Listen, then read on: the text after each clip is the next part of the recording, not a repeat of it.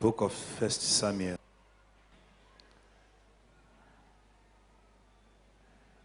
chapter 4,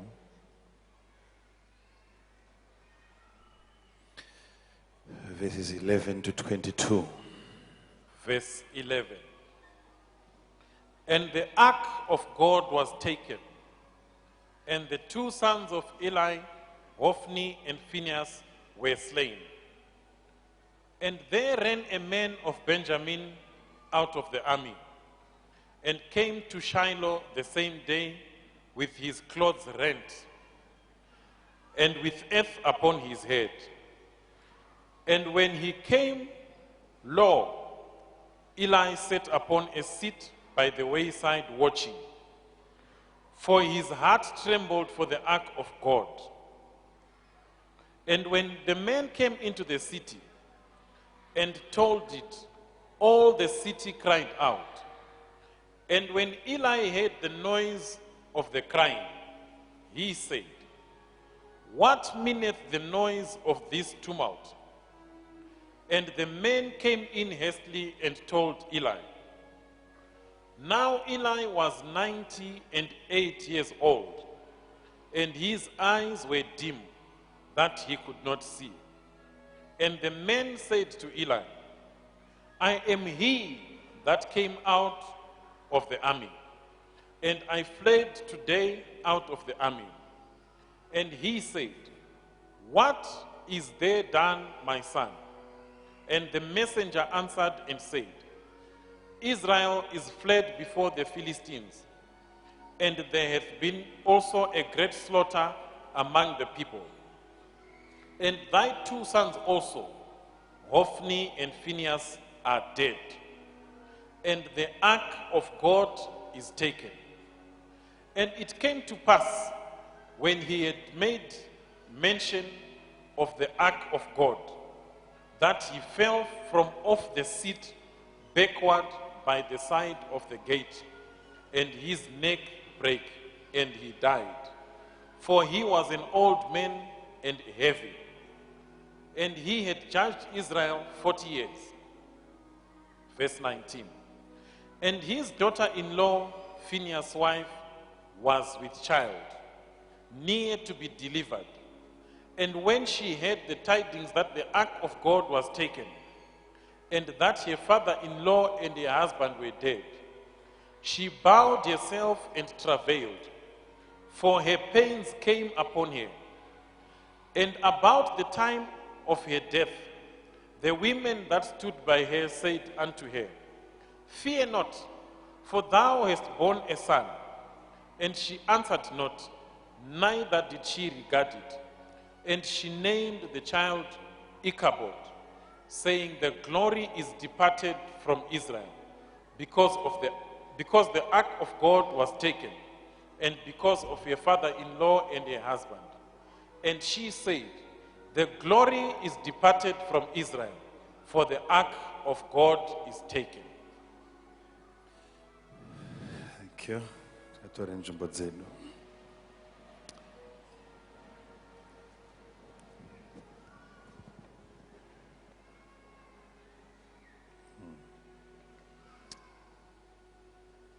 This is something that has been building up within me.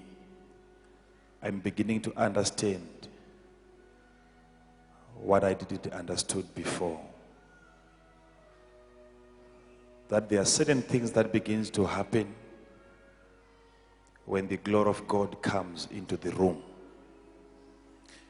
And we are going to talk about the glory of God and what it does. What happens to you when you get into the presence of God, and as you walk out of the presence of God, in the presence of God,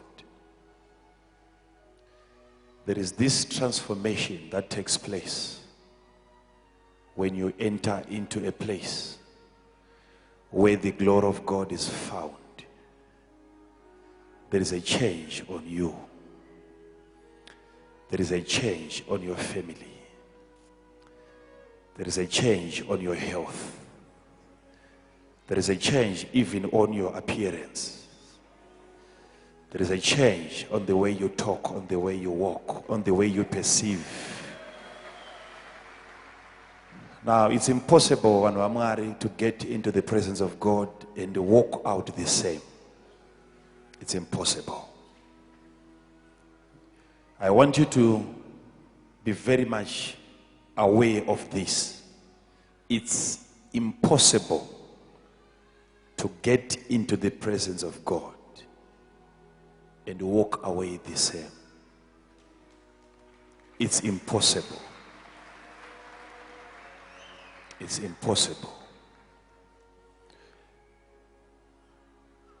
I'm going to talk about another deeper dimension of the glory of God, because the glory of God comes in different forms and classes. But the dimension that I'm going to talk about is that deeper dimension that can cause you to go places that you have never gone before. You begin to see what you couldn't see before. You begin to hear what you couldn't hear before because of this glorious presence of God. And I know that most of you here, you are ready for this, and you can't wait. You can't wait. You can't wait. Remember last Sunday we were talking about this life. And I emphasized that there is a kind of life called this life. No other description. The angel just said to Peter, go stand before the people, teach them all the words of this life. Now, it will seem like a continuation from where we left last Sunday, but on a different angle, talking about the glory of God, the presence of God. There was a time in the Bible, Moses paakakumbira kuna Mwari chimwe chinhu. Moses unoti kuna Mwari, show me your glory. At a certain point, I was shocked when I looked at this, because going back even to the calling of Moses, already you can see that there was already a manifestation of the glory of God. You can't have a bush burning without being consumed unless you have the presence of God there. Calling ya Moses, unoratidzwa gwenzi richipfuta risingatsve risingaperi. Now, ndokunzi ndinoda kuti uende unosunungura vanhu vangu vabve munyika yeuranda vaende into the land that I've promised to their fathers, Abraham, Isaac, and Jacob. Go, collect them, and take them there, into that fruitful land. Moses ndokumboda kuramba nokuda kwama reasons emaberekerwo aakaitwa. Svika Mwari unoti kanda tsvimbo pasi ndokukanda tsvimbo pasi ndokuita nyoka isa ruoko muhapwa ndokubuditsa ndokuita maperembudzi ndokudzosera maperembudzi apasisina. Moses ndokubvuma ndokunokonfronta a system inonzi Pharaoh. System inonzi Pharaoh ndokubva yaramba kuregedza vana vaIsraeri. Now, svika minana inotanga kuitwa naMwari kuburikidza nomuranda wake muIjipita. Tikada kuitsanangura tingatoperera ipapo, asi munoiziva kuti hakuna chisina kuitwa. Pakauya zvimwe zvipuka zvisina kuzikanwa kuti zvakabva kupi, zvaberekwa rini, zvakangoedzerwa zvazara mumba, magaraji, mabedroom, kitchen, matachka angazara pese overnight. Nekuti muranda waMwari wazvitaura manheru, mangwana kuseni vakamuka vachiona zvakataurwa pasevhisi yanhezuro manheru zvaapo. Moses unoti mangwana ndichaunza dachka richakunetsa kusvika waregedza rudzi rwaMwari rwaenda. Hazvitori usiku hutatu kana Mwari ada kuti zviitike. Zvarehwa nhasi mangwana zvanga zvaapo zvichitooneka, vakutonetsana nematachka akataurwa nezuro dziri nyaya.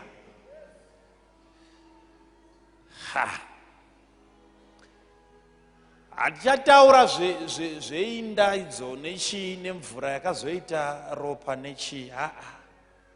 Dzakawandisa nyaya dzakaitika pai, hama dzangu. Asi da kuti ndifambe nemi muone chimwe chinhu.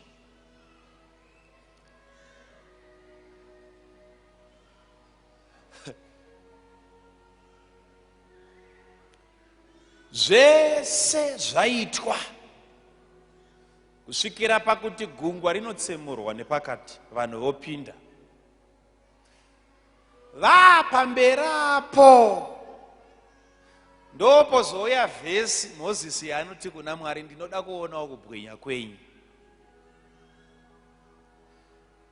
Ini ndaifunga kuti zvese zvaonekwa izvi ndokubwinya kwaMwari. Aona gwedzi richipfuta, aona mvura ichitsemurwa. But anoita zuva rimwe raanoti ko kubwinya kwenyu ndichakuona rini. Zvazviri kureva ndezvekuti zvese zvaonekwa naMozisi izvi unoziva kuti handizvo, pane zvinopfuura zvandaona izvi. Ndokuti Mwari, ndinoda kuona kubwinya kwenyu. And guess what? Mwari haana kutuma chimwe chinhu kuti chizoonekwa iye asipo. When Moses asked to see the glory of God, it was God himself who came.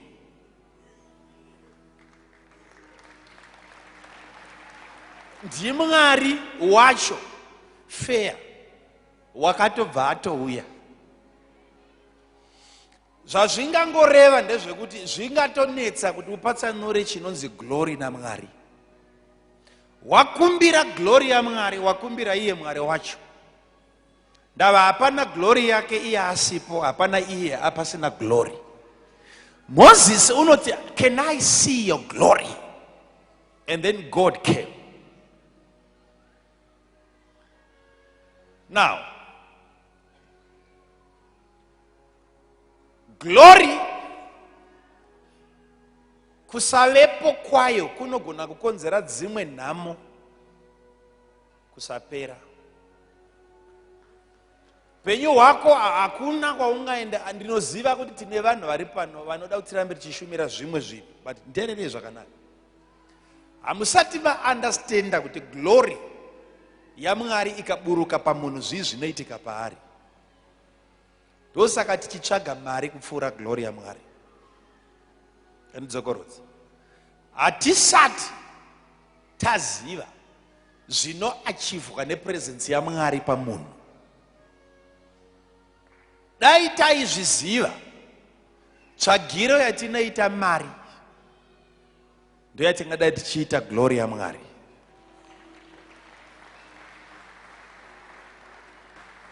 I will prove this to you. Are you here? Yes. Kana Elijah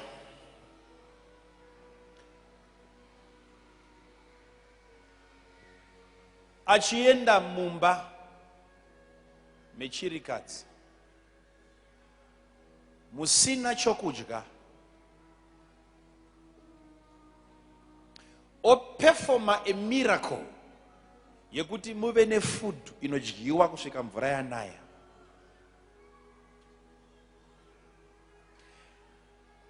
Now,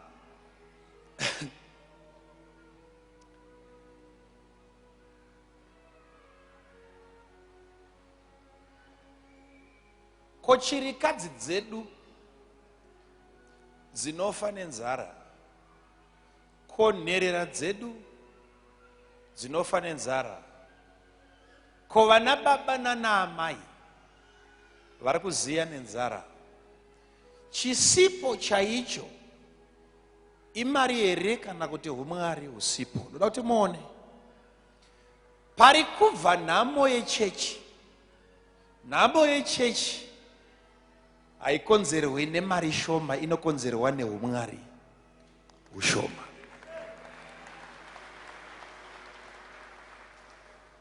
Nhamo yemwana waMwari haikonzerwe nemari shoma, inokonzerwa nehumwari hushoma.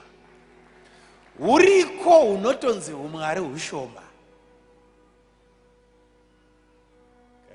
Ndokutsanangurira ipapo. Ndakataura nemumwe pastor auya kwandiri for counseling. He has been tortured and tossed around in ministry, and it was now about his 5th year.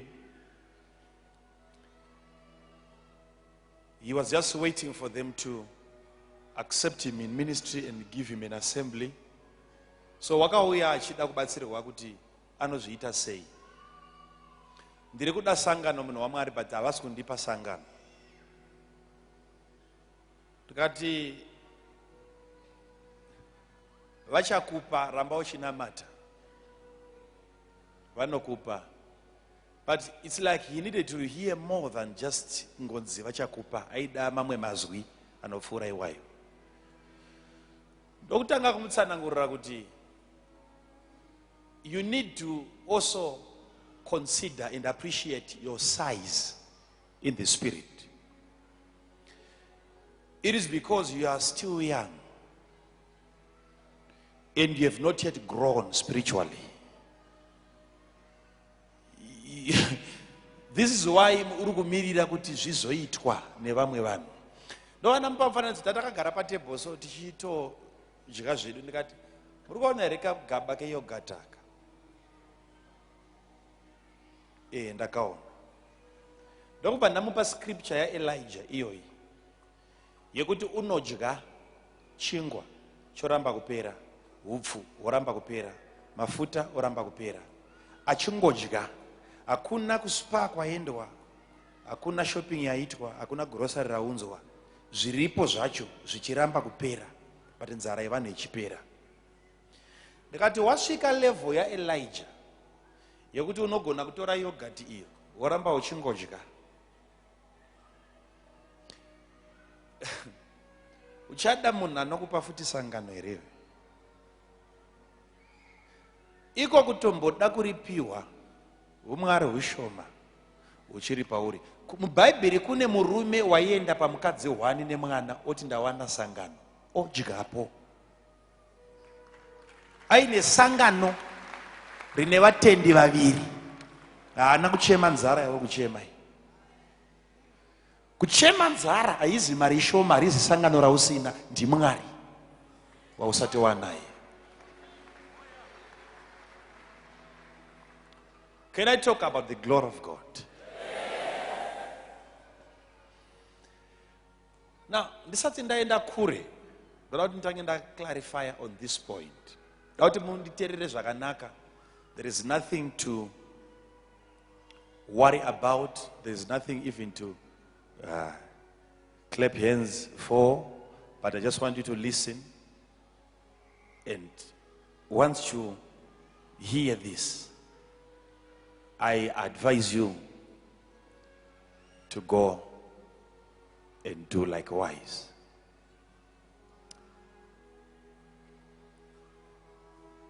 The kind of glory that I want to explain to you can cause things to happen within seconds.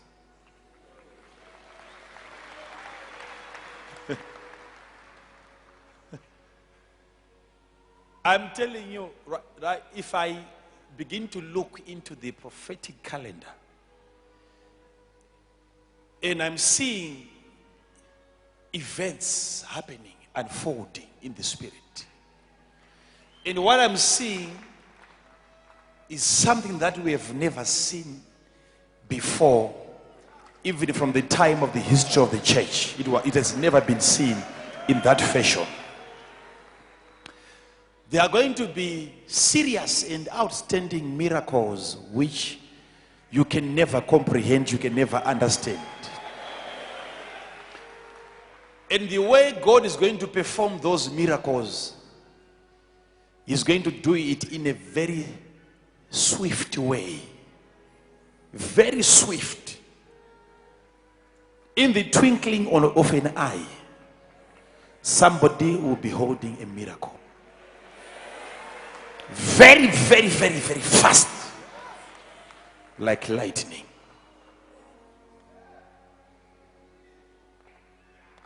Mwari wagara waizviita kare.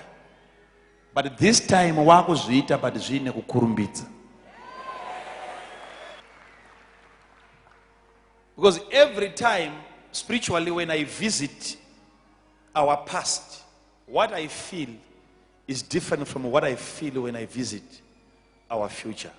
Where we are going is more glorious than where we are coming from. More glorious. Now, I want you to keep on listening because I will get to a certain point where things will begin to happen. So, that will remember what it is. Now, if you get diverted, you might miss your miracle. Because I will get to a point whereby you will begin to receive what we are talking about. You will begin to receive. Right there where you are seated, you will begin to receive. Right there. Right there.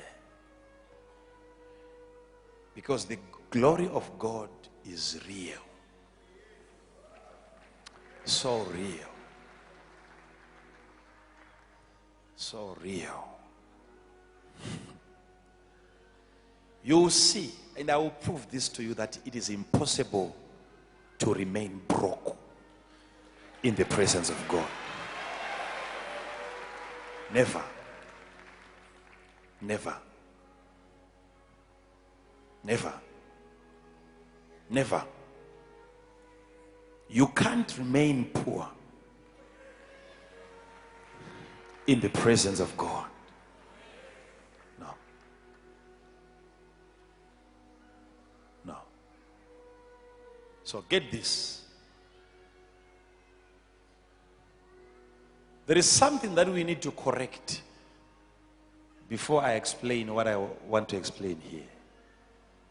I want you to listen to this and make sure you do some corrections.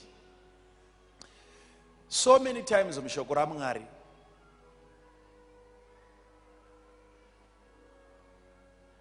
panonzi munhu waMwari wakapfugamirwa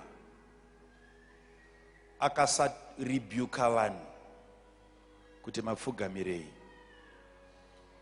Zviri zvinhu zvaiitwa according to the biblical culture. Pane kupfugamirwa kwevanhu vaMwari kuri mutsika yokukudza. Pagoita ngirozi yakapfugamirwa naJohn zviri mukunamata. Ndokubva yati zvawaita izvi sumuka rega kudaro. NaBhaibheri rinoti wakapfugama kuti amunamate kwete kuti amukudze. Nekuti vakawanda ana Daniel vese vaiti vakavingwa nengirozi vaitowira nefesi kwete mavhi nefesi pamberi pavatumwa asi havana kurambidzwa. John ndokupfugama kuti anamate ndokubva arambidzwa. So panoita sepane kamutsara karipo kanoda kuti katsanangurwe. Kuna varume vari muBhaibheri vana Modhekai. Modhekai unoramba kupfugama. Ukaongorora kupfugama kwavainzi vaiti zvanga zvine kunamata munhu mukati iye ndokuti isu tina Mwari kara hatidaro. Saka ukatarisa manje munhoroondo yetsika nokunamatwa kwaMwari nokukudzwa kwavaranda vake, uchaona kuti pane kupfugamirwa kwavanhu vaMwari. Even Obadiah wataitsanangura last Sunday, unonzi waitya Mwari ndokusongana nemuranda waJehovha akatakura Mwari, zvinonzi ndokuzviwisira pasi. Haana kurambidzwa nekuti muprofita waiziva kuti kupfugama kwaaita wapfugama zviri mutsika dzokuremekedza, kwete zviri mukunamata. Now, dambudziko ratingaite nderiri manje, ndoda kuti munditeerere papo ndisandaenda nemikuri.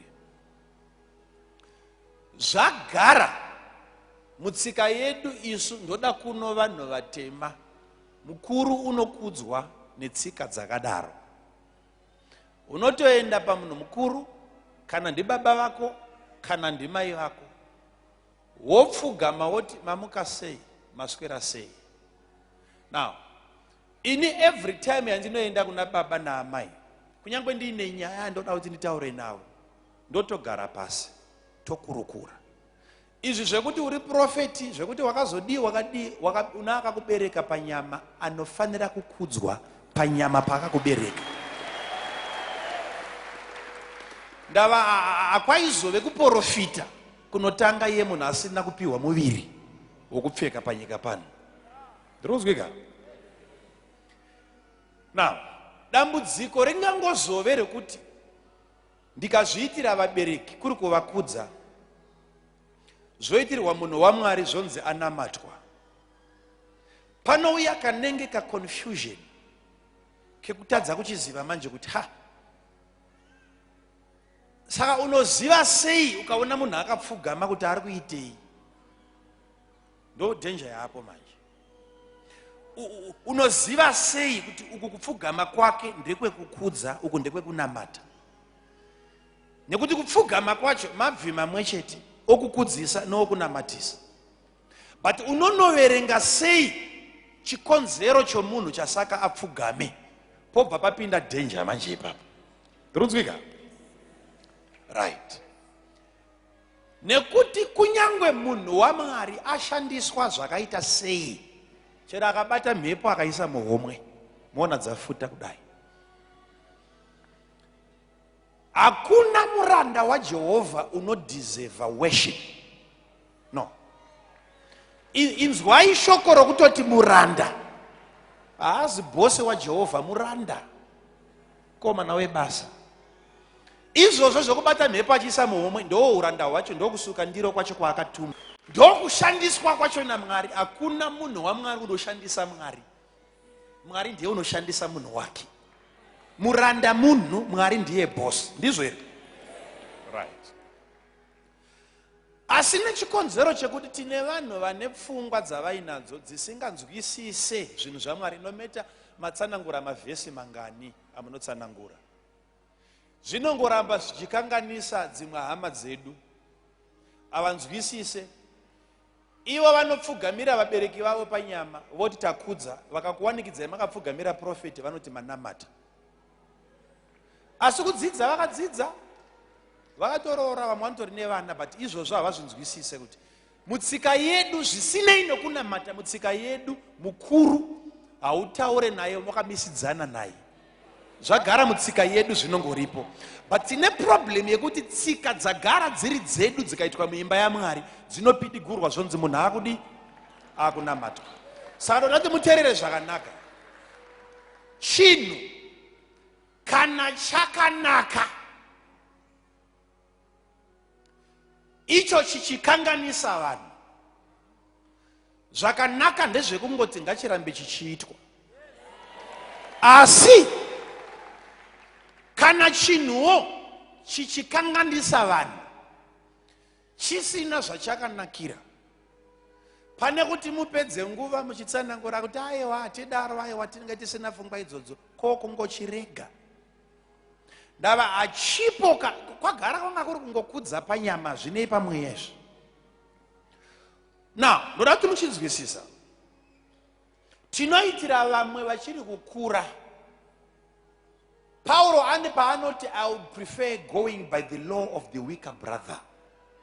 Ndichigona kuita zvinhu zvese. Paulo unoti ndinogona kuita zvinhu zvese kana kudya zvese. Paulo.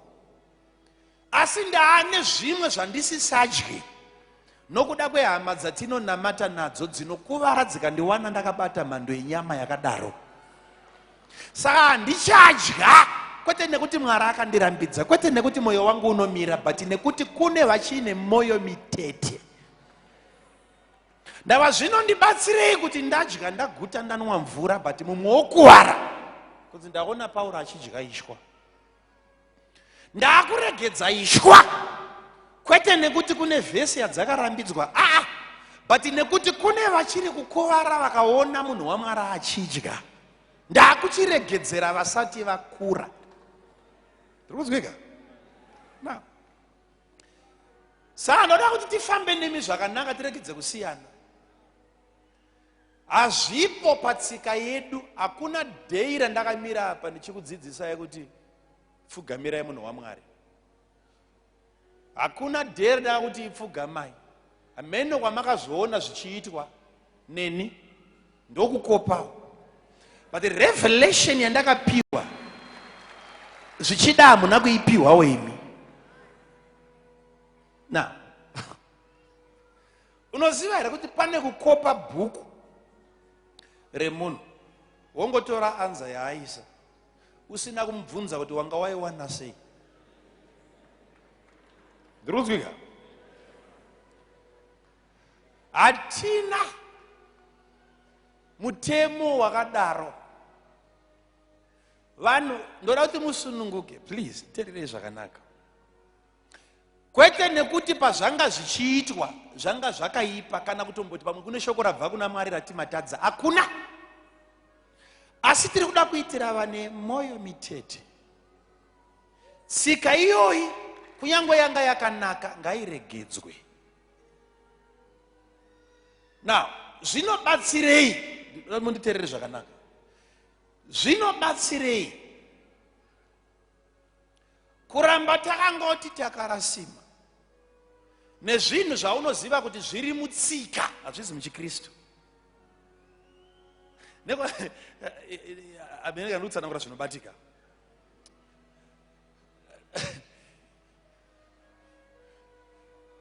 Kune dzimwe nyaya dzisingakopwe. Hauziye kwakaenda munhu naMwari wake nezvavakanoudzana.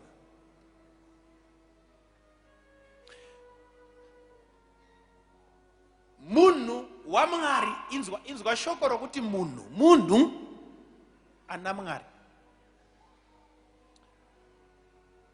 Ndoda kuti pfungwa dzako dzive clean pachinhu ichi. Ngatimhoresane sevanhu, tigamuchirane sevanhu. Izvi zvimwe zvatingangoita izvi, uye ina mugone kundisungirira mukazoona ndichiramba ndichizviita nokuda kwechandakaona. But nditeererei zvakanaka. Tinogona kuve nevamwe, kwete vasipo pano, vari pano, vasati vonzwisisa kuti zvinoitirwei, zvakanakirei. So ngatireranei muzvinhu zvaMwari, tiregedze kupedza maawa tichitsanangura tsika tisingatsanangure chiKristu. Ndiri kuzwika? Saka please, if you want to make me comfortable, never ever do that again. Never. At any point, at any place. Never. What I want you to do is listen. Listen. Listen. Nekuti chirikuitika ndechichi hama dzangu. Worship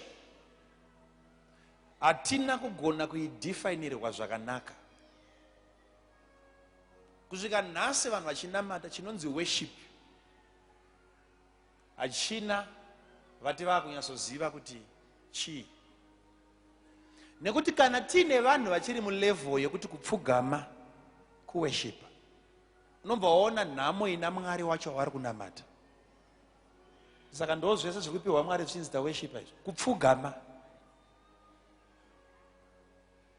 Kana kuchine vanhu vachine understanding yokuti kupfugama ndokuworshipa, unobva waona nhamo yaMwari wavo kuti ane nhamo yeworship. Ari kupiwa kupfugama onzi aworshipwa.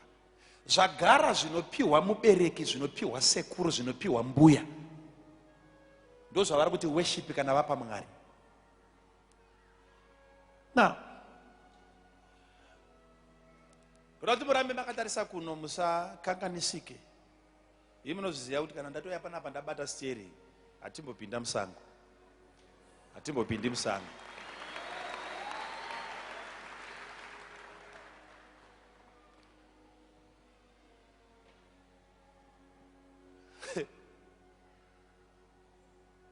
Imi munozviziva here kuti kune munhu unorespekta munhu waMwari,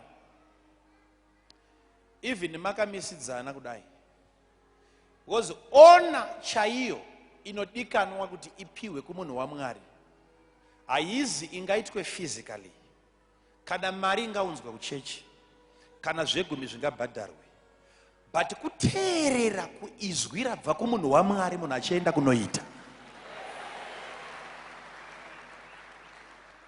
Tinavo vakadaro vanozvininipisa panyama, but mweya yava igamuchire zvinoshumirwa. Zvarambidzwa nhasi anozviita manheru asati avata. Zvarambidzwa kuseni masikati asati aenda kulanchi anozviita. Kukudza munhu waMwari at the highest level yerespect, kuti chaataura, no matter you are miles apart from the man of God, unoramba uine shoko rake rinokurovesa hana kuti munhu waMwari wakanditi ndisaite izvi nokuda kwerespect yangu. Kuzviisa pasi, unopfugama kuzviisa pasi peshoko raakataura more than his physical body.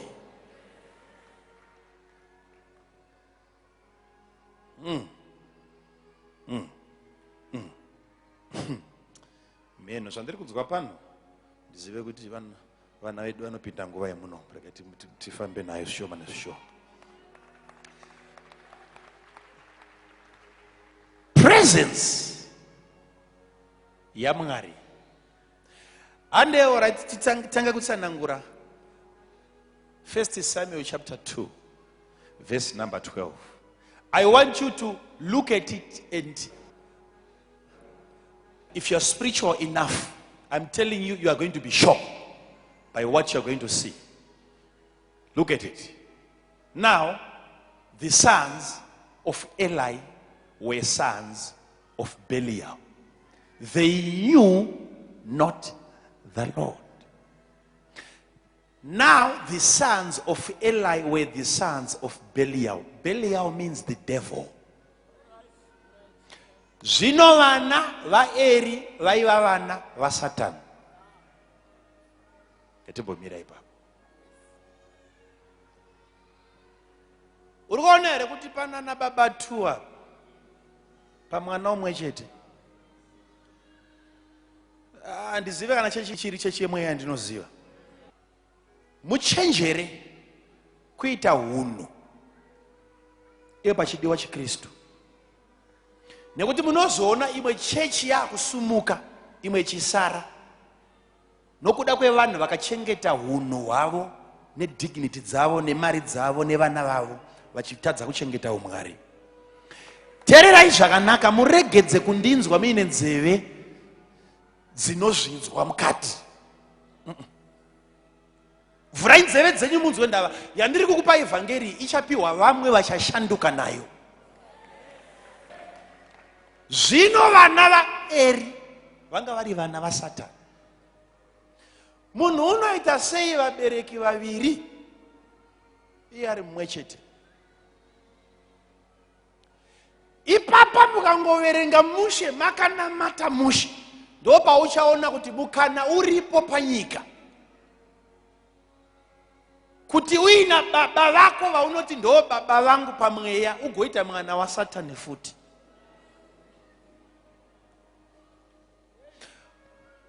ini chinhu ichi chaiuya kwandiri chichindishungurudza ndichinetseka nacho mumweya kusvika ndanamata. Ndo Mwari paakazondipa revelation yakandidzikamisa. Wakauya uri semubvunzo kuti when does a son become a son? Anonzi mwana anozove mwana kana aita sei? Ndepapi panotangira mwana kuve mwana? Idheti ripi kumusi wechinganiko uyu? Nguva iyi kudzi mwana wa mwana.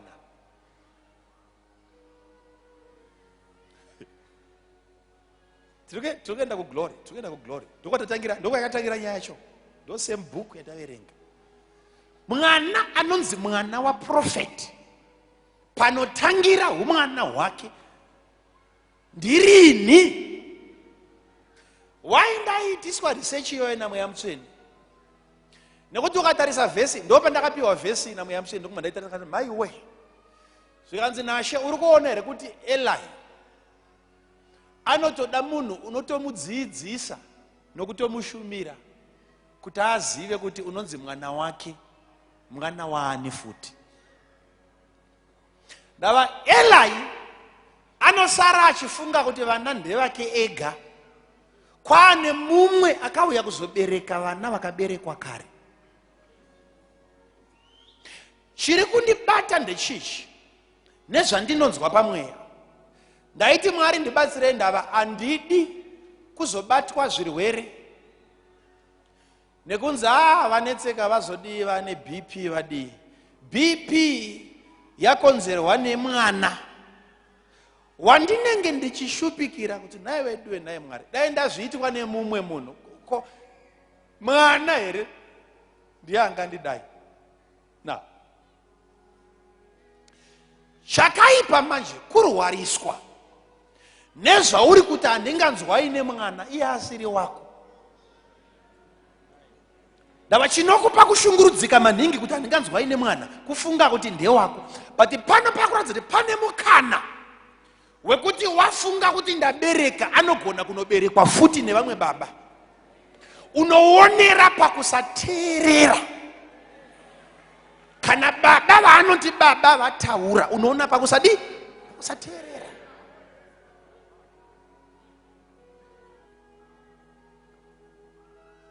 Nekuti mwana une zvinhu zvaunofanira kuisa maefforts. Ukatarisa chimiro chandinacho, height yandinayo, handina kuidecida, yakatransferwa ichibva kuna baba. Ndokubva yaenda kumwana, but yanga iri double portion of course. Wachida kuti mwana apfuure mbichana zvavakaita. Ivo ndokubva wazopiwa muviri wakati simbei. Nduzona. Right.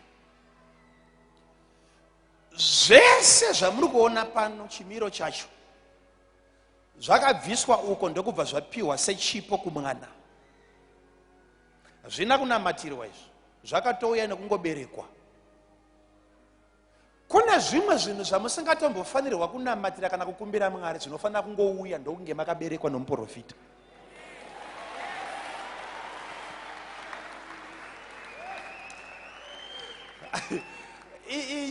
Ichanetsa iyi. Why kana ndisina kunamatira kureba? Vazhinji venyu pano muchinamatira kuzodzwa. Why kana zvandinazvo pano zvakauya nokuberekwa chete? Iwe waita baba vemunhu ari spiritual, wotambura nokunamatira zvinhu zvomweya.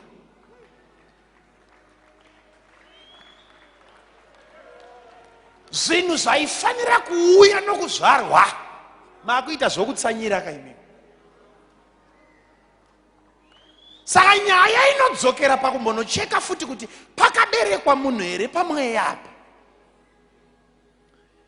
Nekuti kana ukave mwana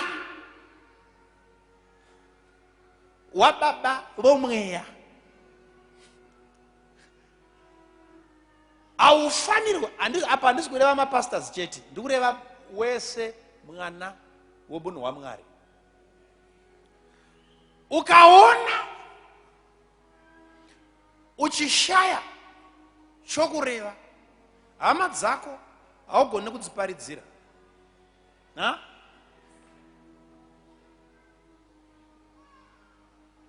Shamwari dzako haugone kudziparidzira. Vekubasa kwako haugone kuvaparidzira. Unonyara, unotya, hauna shoko, unopererwa. Now, iwewe uchiti baba vangu ndovaye. Now, chinoshamisa pana baba vako ndechichi. Ganidzokorodza. Munana wakaonekwa naMozisi hauzi wegwenzi raipfuta. Hakuzi kupfuta kwaro chakabata Mozisi kumeso hauzi moto. But kutarisa gwenzi rakakomberedzwa neglory. Ona richingocha asi risingaperi. Mangwana radzoka raparidza hariperirwe. Mangwana radzoka raprofita hariperirwe. Rapersecutwa ranyorwa pano rashoropodzwa ranzipa rinongowere chipfuta chete. Ndo zvakasaka Mozisi ati moto wandinoziva unopisa chinhu kusvika chapera. But why baba ava persecution yatadza kuvaparadza? Ndosaka wakatsambuka wakati regai ndiswe bere pedyo. Wakauya muministry yakadai. Why? Kune miracle yekupfuta kwemunhu but asingaperi namatambudziko.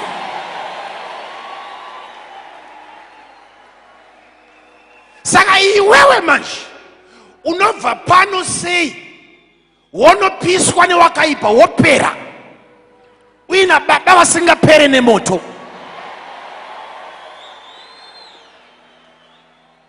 Ndakuda kubvunza nyaya iyi kuna Jehovha kuti mwana waniko unopedzwa nenhamo vanhu vakatarisa? Mwana waniko unonhazviwa nemoto achipera mashizha, mbatya dzichipera, mota dzichipera, dzimba dzichipera, mari ichipera, baba vako vasingaperi? Zvarwa nababa vako.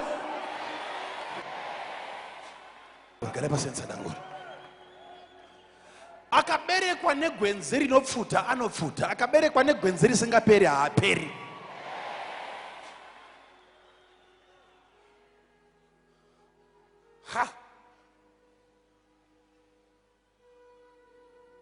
Muri kundinzwa zvakanaka? Munhu wese ari pano mushumiri. Tinosiyana mashumiriro, asi wese ari pano hakuna akadedzwa naMwari kuzoshumirwa. Munhu wese akadedzerwa kuzoshumira.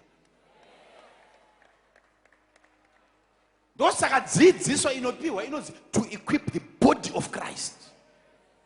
Vanoequipa kuti vaite sei? Vashumire.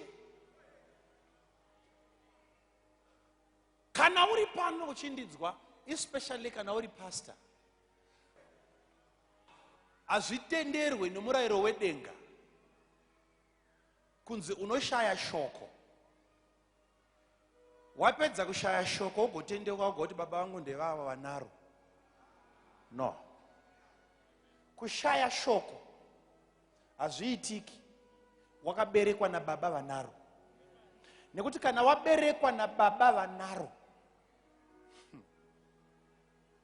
panotangira kuve mwana, paunonzwa kuti ndaa mwana, kuona zviri muna baba zvichimanifesta through you.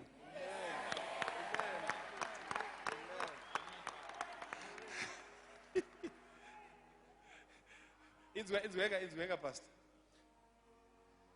Shoko.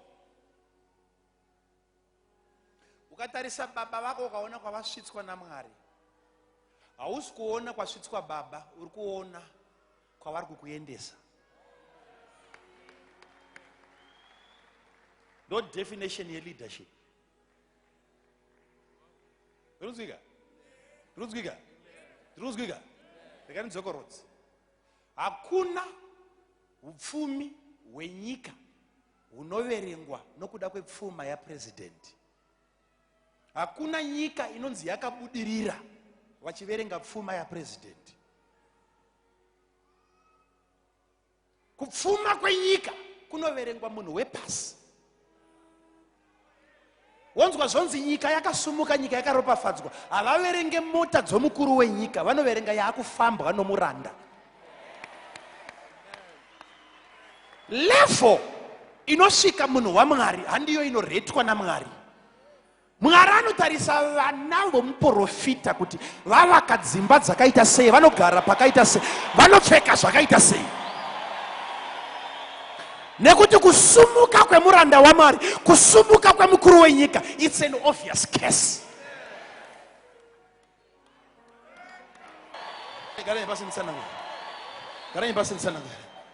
Ndiri kutsvaga vana vakaberekwa neglory.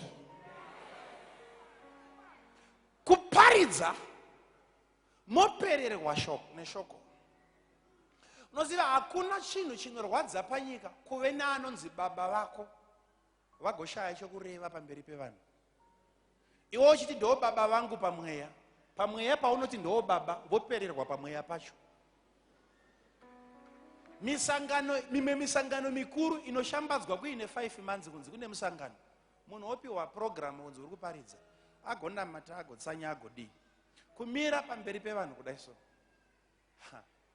Ena hapana chinorwadza kuti iwe uri mwana wababa ivavo, wakagara mukatumu. Uchinzwa vanhu vachihonga nokubvunza kunzi vabva kupiko. Ndiani wauya nemudharo? Iwe wakagara nemunhu uchinzwa vauri kuti baba, uchinzwa kereke ichinyunyuta. Vapiwa 5 months dzokuprepare. Wonzwa vachitsenga zvokuti iwe uri mwana unosvika paunenge uchatexta vhesi here kuti baba madi kumboedza vhesi iyo mutimiririre kuno. Hapana, nditerere, hapana chinhu chinorwadza sekuve nababa vari dry. Uchiti ndiye spiritual father wangu, kuspirit kwacho riri gwenga. Akaberekwa nababa vane zvinhu, anoonekwa nezvinhu. Akaberekwa nababa vanoflya, anoonekwa nekuflya.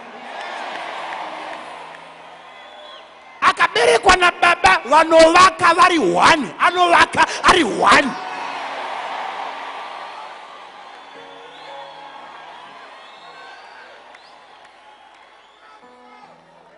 Tinorova ma 30,000 seater.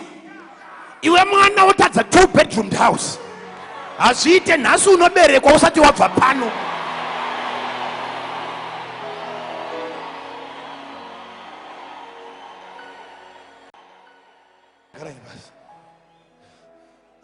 Hatisati tanzwisisa, hatisati tagona kurera umwari. Unoziva here kuti kana uina baba vanoparidza ukaona wakugona kuparidza, ziva kuti dheti rako rekuve mwana ratanga. Nekuti kana ndichishumira iwe wotadza, ini ndoshumira iwe wotadza. Chanoda kuti uzive ndechichi, iko kugona kushumira kuna baba vako. Wagona nokuda kwa baba vanogona. But ukatadza kushumira, kutadza kushumira kwacho kuna baba vako, it's a sign. Kupererwa nezvekuparidza kunotori na father wako. Nekuti mwana unonoshambadza nekuexhibita zvaakatora kumubereki. Ukaona uri mwana womuprofita, kurota hope kuchinetsa, kureva kuti unotori nevamwe baba vanounza kusarota. Ukaona uina baba vanoshumira usingashumire, unotori neimwe spiritual covering inoimpata kupererwa. Saka zvaMwari zviri mauri zvinobva kuna baba vako, nezvaMwari zvisipo zvinobvawo kuna baba vasina chaMwari. Amakanutsanangura zvinobatika ipapo. Kushaya shoko kunotori na baba vako. Nekuti kana uri mwana wangu uchitora kwandiri, ko kuzorishaya watora kupi chinonzi kushaya? Which means una another father now. Pari kunzi vana vaEri. Dzosera vhesi.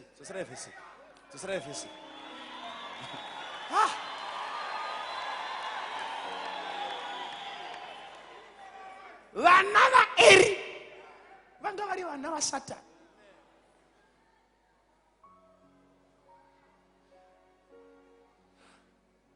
No.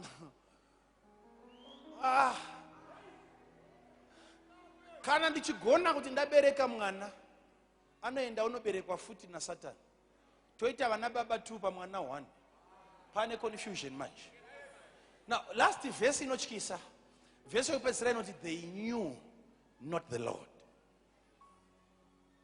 Ipapo kana kuti ndichiramba chiparidza unobvanzwa kuti haichatoiti. Vari kunzi vanga vasingazive Mwari, vapirisita, vafundisi, vakaordainwa, vanopfeka makola, vane macertificates kumadziro nemadiploma. Vari vapirisita vatombowana zvigaro muchechi. Vhesi yozoti asi vanga vasingazive Mwari wemuchechi. Saka uri kuonera kuti zvigaro zvinogona kutangira kuziva Mwari. Ganidzokorodzi, zvigaro neutungamiri zvinogona kutangira munhu kuziva Mwari.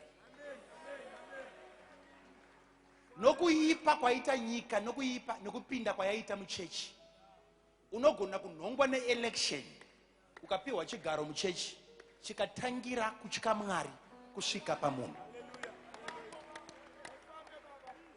Zvinhu zviri papa izvi, vari kunzi vanga vasingazive Ishe, vanhu vari kushumira Ishe, vari vana vaSatani, ndokubva vaiswa pabasa rokushumira Mwari asiri baba wavo.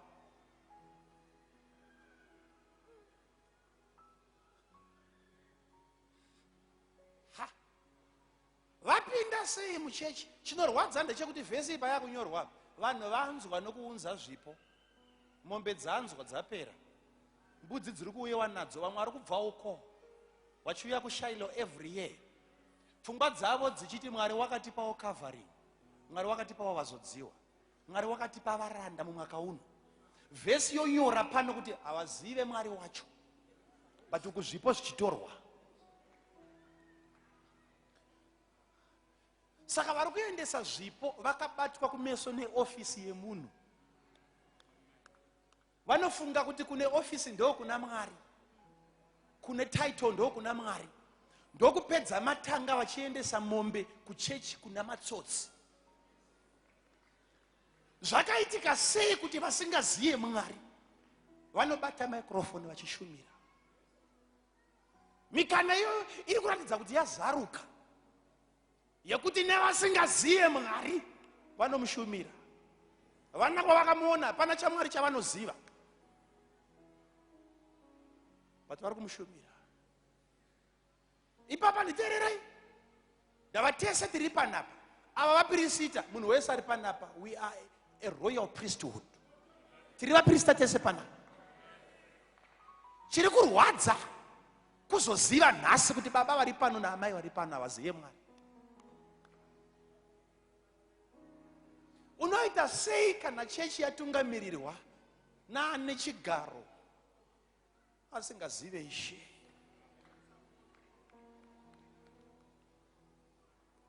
Vakaiswa nani? Tiri kuenda kunyaya yeglory, ndavati ngotanga nongoti bvo. Ngatifambe nayo. Havazive Mwari. Chinosaka vasazive Mwari ndechekuti havasungirwe kuziva munhu asiri baba vavo. Vana vaSatani havasungirwe kuziva Mwari asiri baba vavo. Dambudziko nderekuzenge vari vana vaSatani vapinda basa kuchechi, Satani achitoziva kuti ndine vana vakawana basa. Vakariwana kupi? Vakushanda kuchechi iyo iri papo, achiudza madhimoni ake nevamwe vaenzi vanenge vauya kuti ndine vana vangu 2. Mavaona vasipo pano nhasi nekuti vamukira kubasa. Kupi? Kuchechi yaJehovha.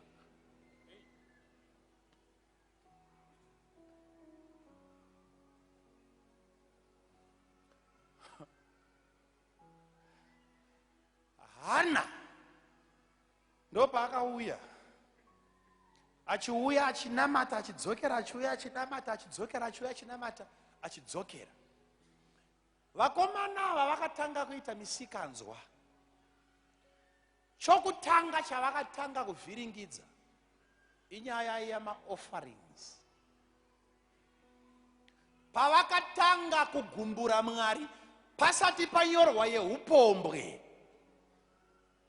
chakanyanya kubhohwa Mwari pakutanga kudheerera kwavo chinhu chinonzi offering.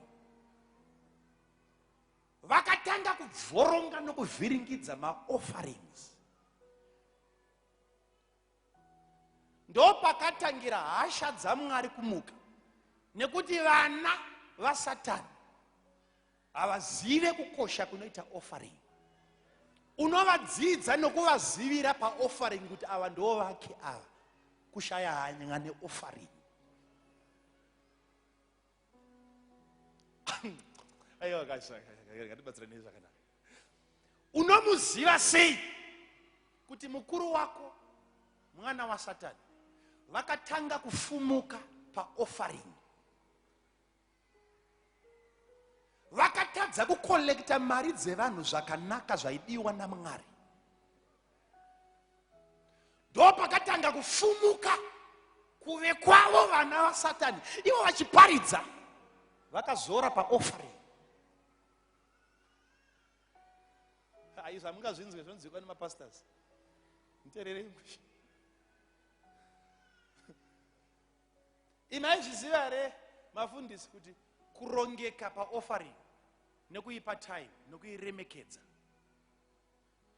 zvinoratidza kuti uri mwana wani, ende disorder yako paoffering inofumura zita rababa vako.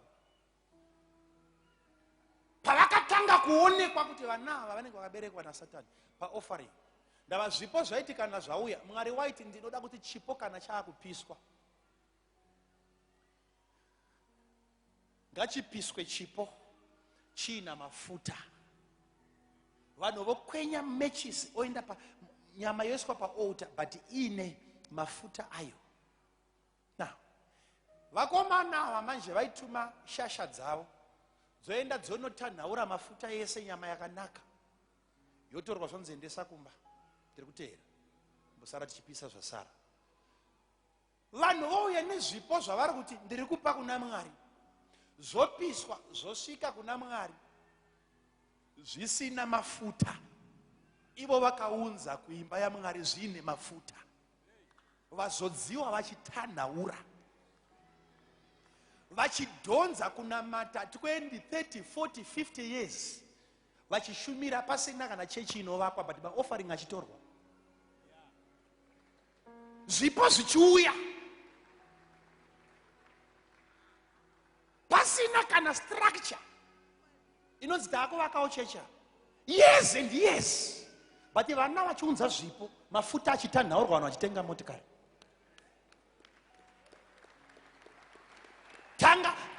Vachitanga nezvavo, vaibvisa mafuta pamaofferings. Kuna vamwe musinganzwisise kuti takakunda dhimoni zvakaita sei. Zvatakwanisa Mwari zvaatiitisa pachitungwiza apa zvinoda 200 years.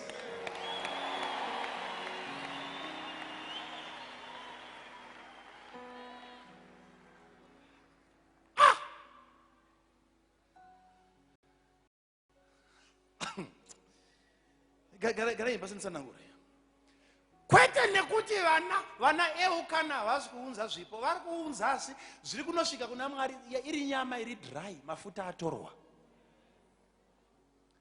Saka problem yavakomana ava yakaratidza kuti vana vaSatani vakatangira Mwari kudya. Mwari asati adya, ivo vanga vatogara mushe.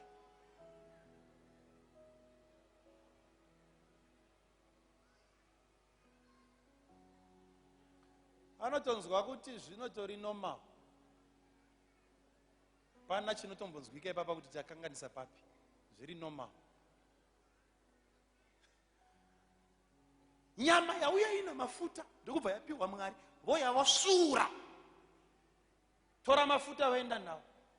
Zvopiswa, nyama yoenda hutsi hwakaoma kuti gwa kuna Mwari. Mwari akati chichi kuitika panyika. Vana vakati ayo, isi takaunza mafuta aripo, bvunzai vakomana vari kuchechi.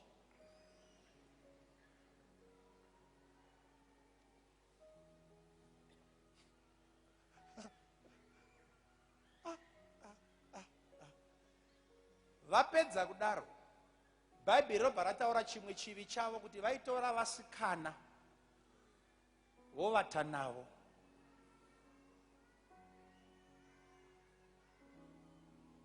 Inotyisa kanyaya kana musingatya mheno zvei isiwa muti inotya inotyisa.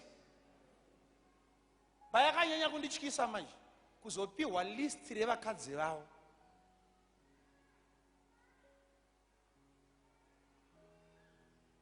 Kuchitorwa vasikana kuchechi, varume ava vakatoroora izvozvo. Ndizive kuti shungu dzavo dzinobvepi. Vana vakadzi vakatoroora vati vanopfimba vana vesangano. Pfimba vana vauya kuzonamata kumunamato wokuseni, vanowana vakomana varipo vakarova madhidhasi kuchechi.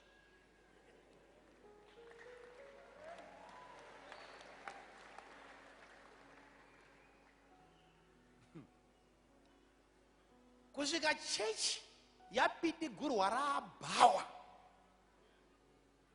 Enda kwete kuti wani ndiye aizviita mumwe achiti mukoma musadaro. Vese kubva kumusoro kwacho nemakomiti members acho vanozivirana vasikana vari vatungamiri vechechi. Nzuka ndikanya ndokukanyawo, kandifumura ndokufumura. Vachitungamirira chechi. Kunyangwe vasikana vase musinga chero vachirambidzwa. Ko kuchinotorawo zvenyu kunze. Kumirira vacho vakauya kuzotsvaga Mwari. Vauya pachechi vaine nzara yekuti tichanoona Mwari. Vabatwa nesutu yakanaka vakati ndokuna Mwari. Vosvika pai vakukumbirwa rudo. Chero mada kuita zvevasikana ko madi kunotsvaga vekumwe vasinganamati. Muchechiwo here yaunopinda ino une musikana imo munhu isevhisi yavakaroorana kai uri kundiudza here kuti une musikana izvozvi uri muno wakagara wakanditarisa kudai so.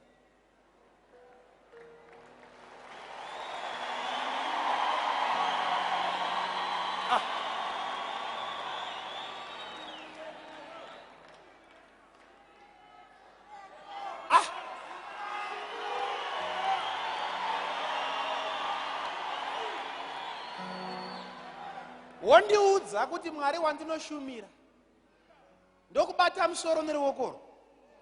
Zvinhu zvako zvoramba kufamba. Woti ndindiri wrong. Unonyepa iwe. Unonyepa iwe. Unonyepa. Mwari wandinoshumira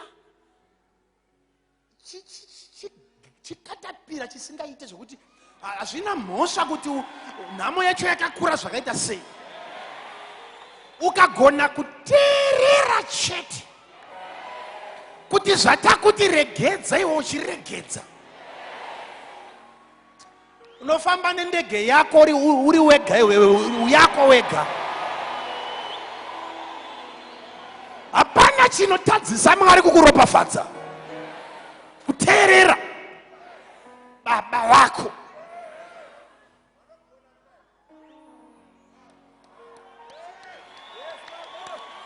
Ndoutaurira zvandiri kureva izvi hazvina mhosva chikora hauna kuenda. Wakanditarisa zvawakaita izvi. Iwe unoikwira ndege nemukadzi wako nevana vatatu yenyu ndege naMwari watinoshumirawo.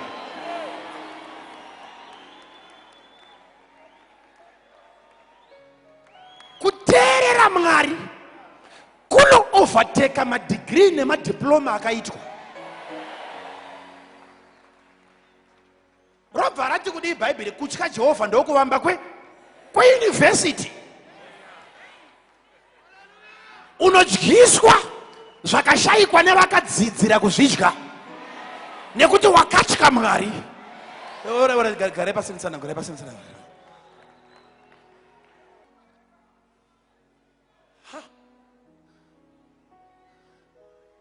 All right.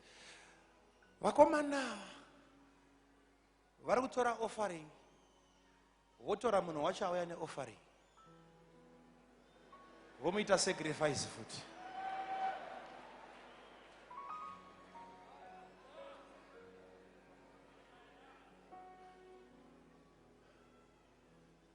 ndisati ndanzwisisa kuti zvinogoneka sei. Ndakambozvinzwa zvichitaurwa nomumwe mushumiri ndandega ndokubva ndati rega ndimboongororawo. Pane zvinhu zvisingapinde mumusoro kuti ufunga kuti zvinoitika sei. Topedza nguva yako nayo wedo.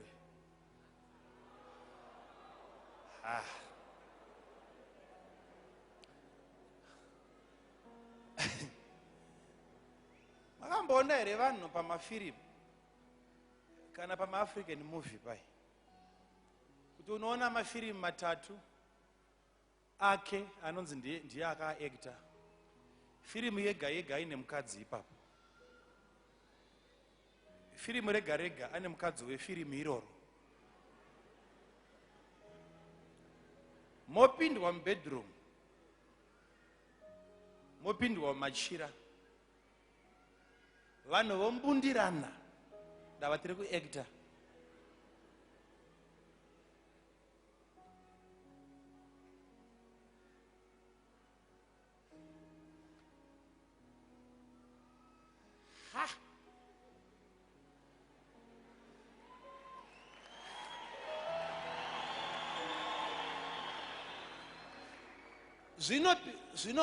Zvinoisika sei mumusoro mevanhu kuti ayo hamudanane but kuacta chete.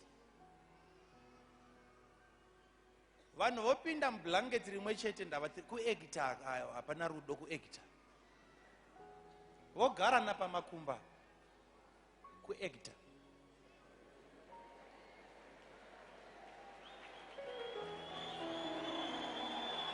Munondi aiwa pamwe imi makatsanangurirwa kuti zvinogoneka sei. Imbondiudzaiwo kuti ndibatsirewo inini. Alright, alright, firimu iyoyo yapera yakubuda mazita mosiyana, uyo oenda kwake uyo oenda kwake, hamuchafonerani. Inga munonamata.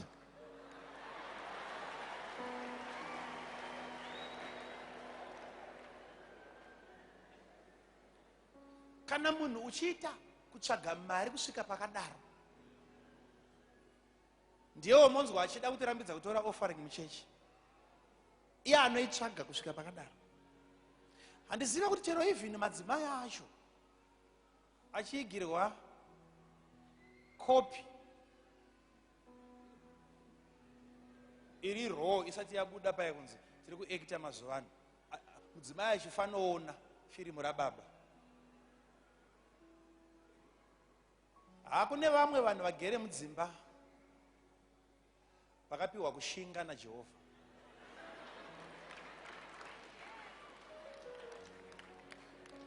Totaura chokwadi, ini pache zvangu ndine vakadzi vokuti ndikatarisa so ndovasaluta. Kune madzimai ndinosaluta, vanotsva asi vasingaperi.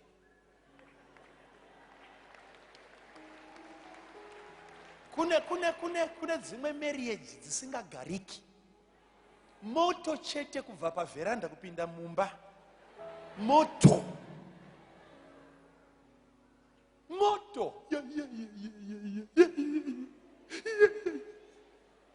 Hey.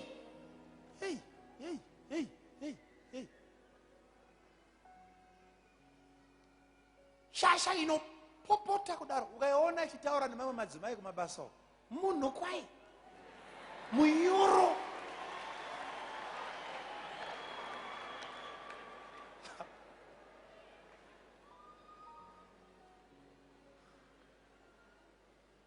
Munhu unosvika pakuvenga imba yake, kuvenga vana vake, kuvenga munhu waakabvisa kumusha, kumuunza padhuze, ugona kusarudza akanaka futi. Wakadi kusiya vamwe vanoziva kuchengeta vakanaka, wakadi kutora chisina basa. Unoda vakanaka kuti uvatambudze chete.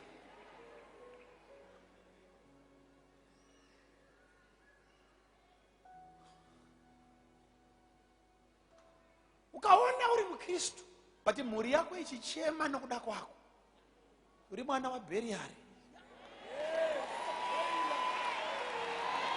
Hauzi mwana waEli, hauzi.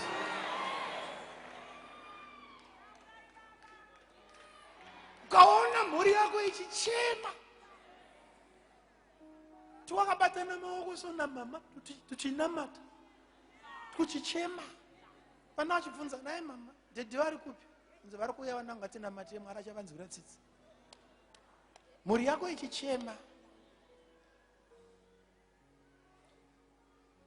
Uri mupirisita hwai wemba yako. Uri mupirisita hwai wemba yako.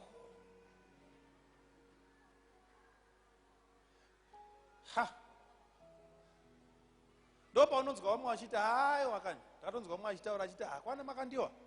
Kunongoitwa zvedeliverance chete nechindo zvaanoita ati aiwa potai muchiuya. Chii chisingaitwe? Ndeipi nhamo iri kukunetsaka zvino yaunoti munhu waMwari mune imwe semoni yamusati maparidza ipi yacho? Kuno kune buffet yeinformation. Ukaona usinako kudya chicken ndiwo watoisiya, but kubikwa yabikwa.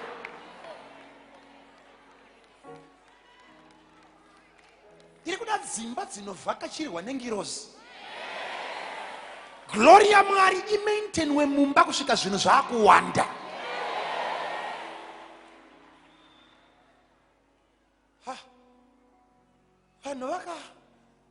Vanhu vakachema kuchechi kusvika guta rese raakuzviziva kuti vakomana vari kuchechi uko vari kupenga. Kuchechi hakuchanamatika, vachivhiringirwa pagedhi rechechi, vasikana vachitorwa, ofaringi dzichitorwa, zvaMwari zvichidyiwa.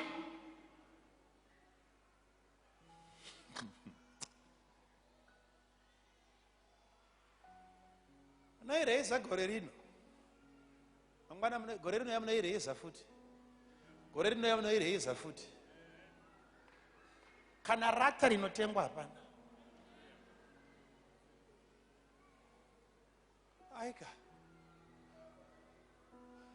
kusvika Hana wakazoti okay, ndaona pane chirwere. Makore esaya aimboti Mwari ndipewo mwana, Mwari ndipewo mwana, Mwari ndipewo mwana, Mwari ndipewo. Kusvika aona kuti all right, dambudziko randinaro ndo dambudziko rina Mwari, haanawo vana. Ende mupirisita anonzi Eli wandiri kuda kuti andinamatire kuti ndibereke, iye haana mwana. Ndava vari kufunga kuti ndevake ndevasatani. Hana ndo paakatarisa ndokuona kuti handizi rini ndega ndisina mwana pano. Ndokubva ati kuna Mwari, kana mukandipa mwana ndichamupa kwamuri kuti ave mupirisita.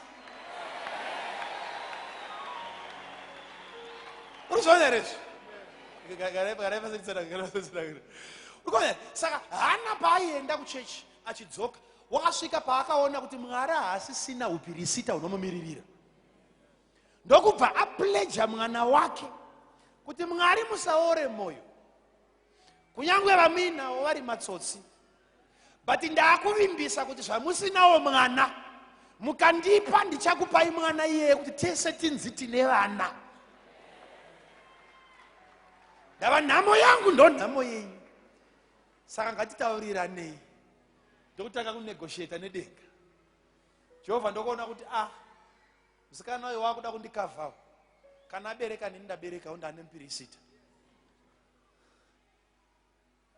Ndokubva aenda, ndokubva apronounsirwa ropafadzo naEli. Eri ndokubva ati kumukadzi uyu, enda Jehovha ngaakuitire sezvawakumbira.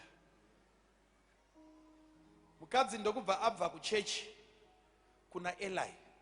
Eli unotaura zvinonoitika, but une vana vekuti kana akataura navo hazviitiki.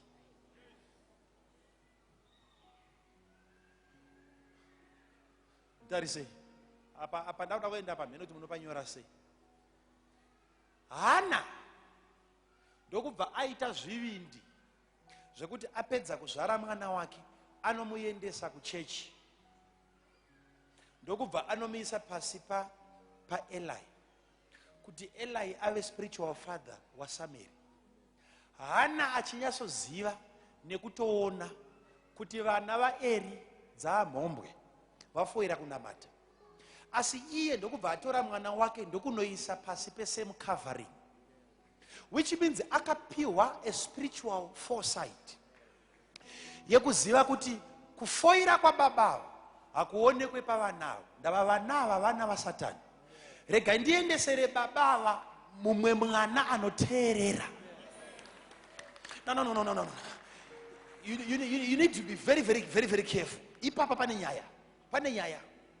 Nekuti dai Hana asina kubatsirwa namweya mutsvene, angadai asina kuendesa Sameri pasi paEri. Ndava already zviri kutoonekwa kuti fatherhood yanetsa, vana vake madofo. Pfungwa dzaHana dzingadai dzakamuudza kuti ukaendesa mwana anoguma kuita upombwe huri kuitwa nevana vaEri. But Mari akatesta voice raEli kuti pakataura babava ndakazvitakura, which means vane potential yekuti vakawana mwana kwai wekutaura naye zvinhu zvake zvinofamba, but chavari kushaya mhando yemwana. Ndokubva Hana waprovaidha mwana anodyarika shoko. Asi dai Hana asina kupiwa revelation, angadai asina kuunza Samuel kuna Eli. Ndo pane danger yapo manje. Vazhinji muri pano muri kuklema kuti muri vana vaProphet. Muchenjere kuti kusashanduka kwenyu nekusanaka kwenyu nokusakura kwenyu pamweya muchandishaisa Samuel. Ndava Hana akauya akakuongororai achafunga kuti zvamuri izvi zvakaitwa neni. Be careful, because life yako inofanira kuchinja nokukurumbidza uchiitirawo baba vako. Nekuti Hana Hana akada kuona potential ya Eli akaitarisa pavana vake haaioni, ende Eri uchanyimwa Sameri nokuda kwaFinehasi naHofni. Upenyu hwako ukasashanduka chandishaisa vamwe vana vemweya, nekuti vanouya vachatanga vada kuona kuti wacho akatanga naMakandiwa asvika papi. Uchapa vana Hana kusauya nevana vachifunga kuti zvauri izvi ndokufoira kwaEri, nyamba vana vaEri vanga vari vana vaBelial. Garai basi. I want you to see this. I want you to see this. Kana wangoona kuti wangoneta bedzi wotosumuka wobuda zvako. Wangoneta wotosumuka wobuda. Kana wangoneta wanzwa kuti randanzwa rakwana, tosumuka uchidi ichibuda. Nditerere.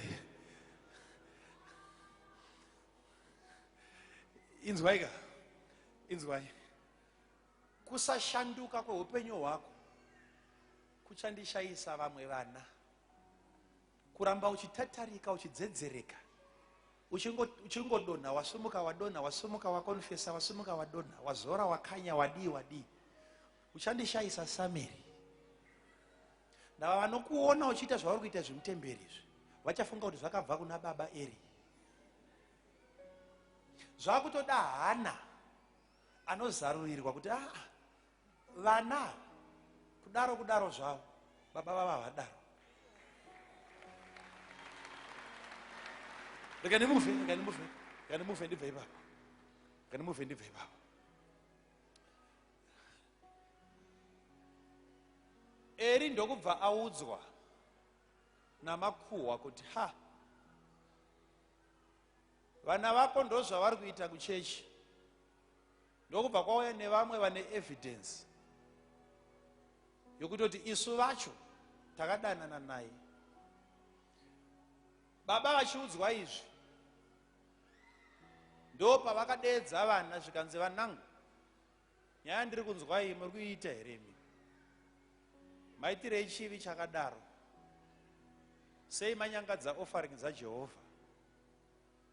Eri unoti kuvana vake Phineas naHofini, kana mukaita mhosva yamapara mukatadzirana pakati penyu munhu nemunhu, kune vatongi vari panyika vachakugarisai pasi vokutaya kuti muyanane. Ukatadzira munhu iwe uri munhu, kuchauya jaji munhu achagara nemi pasi okugadzirisai. But ko kana matadzira Jehovha, ndiani achatonga nyaya yeyu? NdiEri. Bhaibheri rinobva rati vana vaEri havana kuteerera nekuti Mwari waida kuvauraya.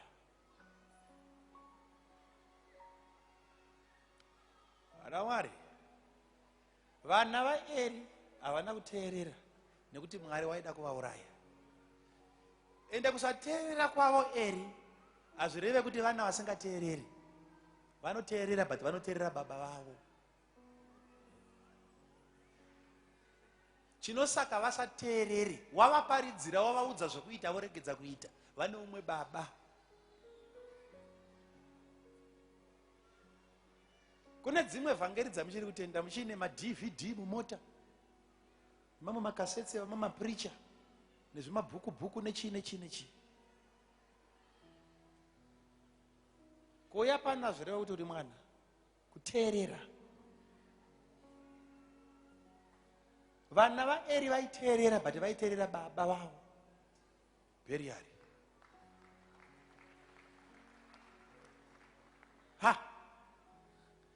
Vanangu, zonzi vakaramba kuteerera nekuti Mwari waida kuvauraya.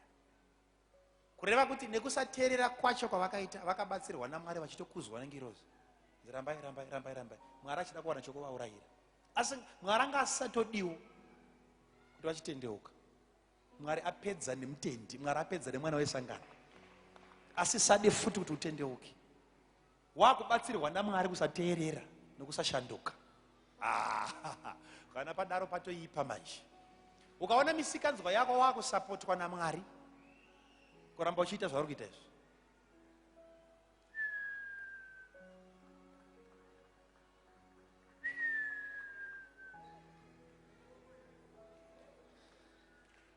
Ukaona kusanzwa kwako kwana Mwari mukati, tinometa minana yaitwa, nometa vhangeri yaparidzwa, unongobva pano futi hello,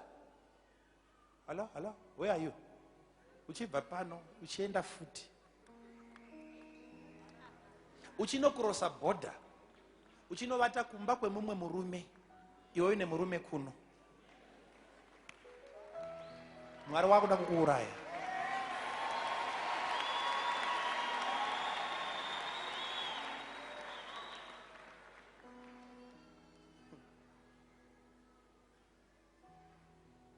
Aiwa, rayira nhaka zvako, rayira nhaka. Mwari wakuda kupedza newe, haachatodiwo Mwari wacho kuti utendeuke.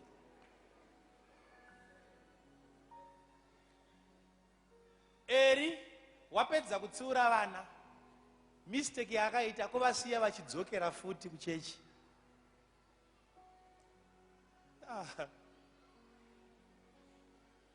Ndo pakabva patumwa muprofita. Ndokubva kwauya muprofita zvinonzi, there came a man of God unto Eli, and he said, thus saith the Lord. Akatanga kupiwa mudungwe wezvinhu iyo. Ndokutanga kuprofitwa kunzi misikanzwa yaitwa pano, chiziva kuti iwe nevana vako zvivi zvenyu hazvichashambwe kunyange neropa remhuka. Mapfuura level iyoyo. Muprofita ngazoti ndimakandiwa bedza ari kudaro, uyo muprofita ari kuti zvivi zvevana vako hakusisina sacrifice inozvibvisa. Iwe nevana vako maakudzingwa kubva muofisi yeupirisita. Iwe nevana vako, uye chiratidzo chichabva kudenga ndechekuti vana vako vachafa zuva rimwe chete. A prophet. Vamazuva ano voti hakuna muprofita anoprofita rufu. Verengai Bhaibheri renyu mushi. Kana manetseka richikunetsai, tengai manyuzipepa. Bhaibheri tisiyirei kana musingarigoni. Iyo. Vana vako. Enda hapana kundiso.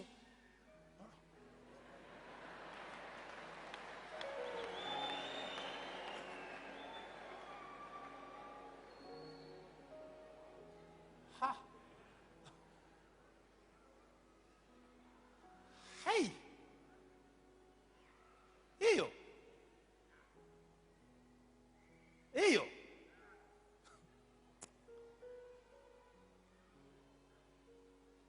Verse 34 iyo. Vachafa vese zuva rimwe chete vana vako.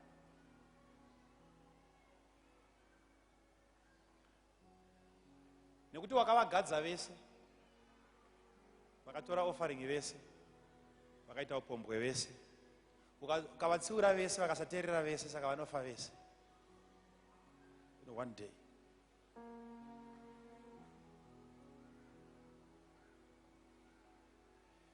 Eri wapedza kuudzwa izvi. Akatotenda kuti shoko rabva kuna Mwari. But kuchapter 3 zvinonzi Mwari ndokuburutsa shoko rake kuna Samuel. Kari kamfana. Kainetseka nekuvhura madhoyo ekuchechiso. Kari kadiki. Kachangobva kutouyunzwa. Kakutaka kumhanya muchechi kakutsvaira kachiklina kachidika. Kachiona zviri kuitika. Ende munyama wa Samuel kupinda muchechi ine masenior pastors vari kudemonstrate upombwe pamberi pemwana. Ivo vari mafundisi manyowani. Unoziva kupinda unoziva wafunga kushumira Mwari wosukaona kuine madofu ari kumberi kwako. Unokopei. Fana ari kumuka kusena achitsvaira zvimarara nezvimaplastiki paimba yaJehovha. Nokuda kwaPhinehasi naHofni. Chapter 3. Mwari ndokuburutsa izwi rake. Ndava kana uri muranda waMwari hazvina mhosva uri pakati pevanhu vakaita sei. Voice raMwari rakasvika kuna Samuel. Samuel. Kwara kwasho. Kamuka. Ndokubuda panze usiku kumhanya kuenda kuna Eri. Kagogodzera baba vakarara. Baba vamuka vagara, mandidedze. Ineri. Mandidedze, nanzwa izwi renyu. Ndambokudedza. Dzokera unovata zvako mwana. Kadzokera. Kavata. Samuel. Kwara kwasho kadzoka. Mandidedza. Kaitonzwa voice raEri. Ranga risiri voice chete, raitonzwika seraEri.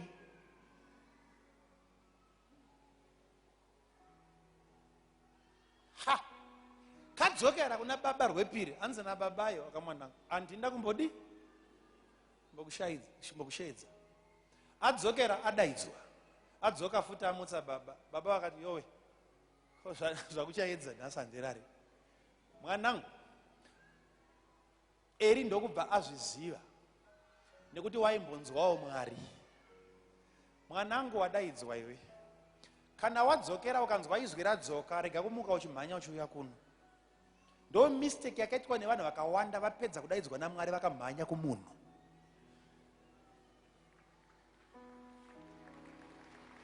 Mwari akandidaidza, Mwari akati wakadaidzwa, but mistake yawakaita. Bvisa meso ako pamunhu. Uise meso ako pana Jehovha. Zvikanzikana wadaidzwa this time, itai Ishe wangu. Muranda wenyu anonzwa. Ndokubva kadzokera, ndobva radzoka voice. Samuel. Kadzidziswa manje nababa kunzwa voice raMwari kunotodawo train. Ndosati chiticha chiprofita. Unotrainwa. Kana uina spiritual father. Kadaidzwa kakuziya madairiro. Taurai zvenyu Ishe wangu, muranda wenyu anonzwa. Asikana.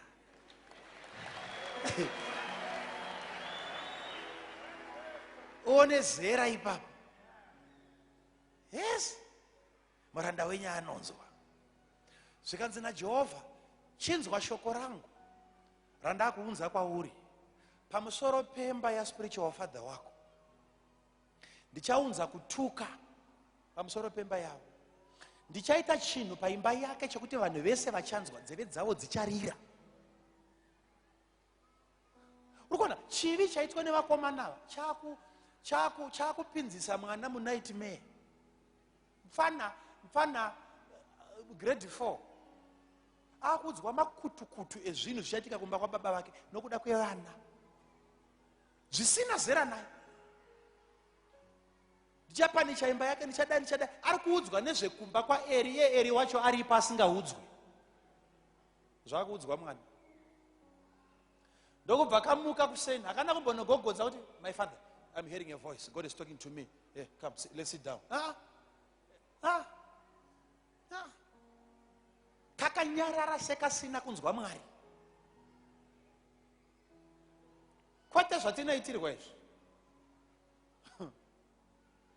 Tine vana vesangano vasingagone kuzvibata kana vanzwa voice raMwari.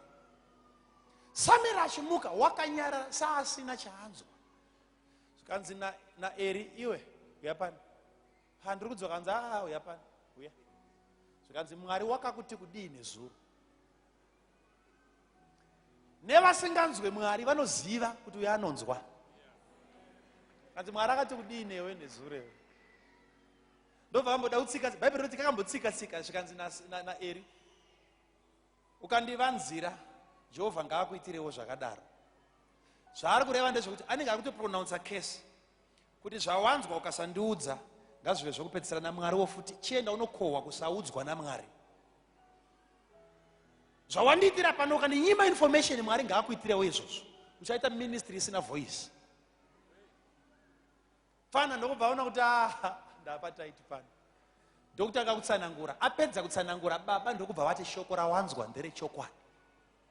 Ndavari kuziva kuti kwamboya muprofita ataura. After muprofita kwauya futi Samuel akana kumbotsiura. Karamba kachiona misikanzwa ichiitwa kusvika kanzwa voice raMwari. Ndokubva kataura.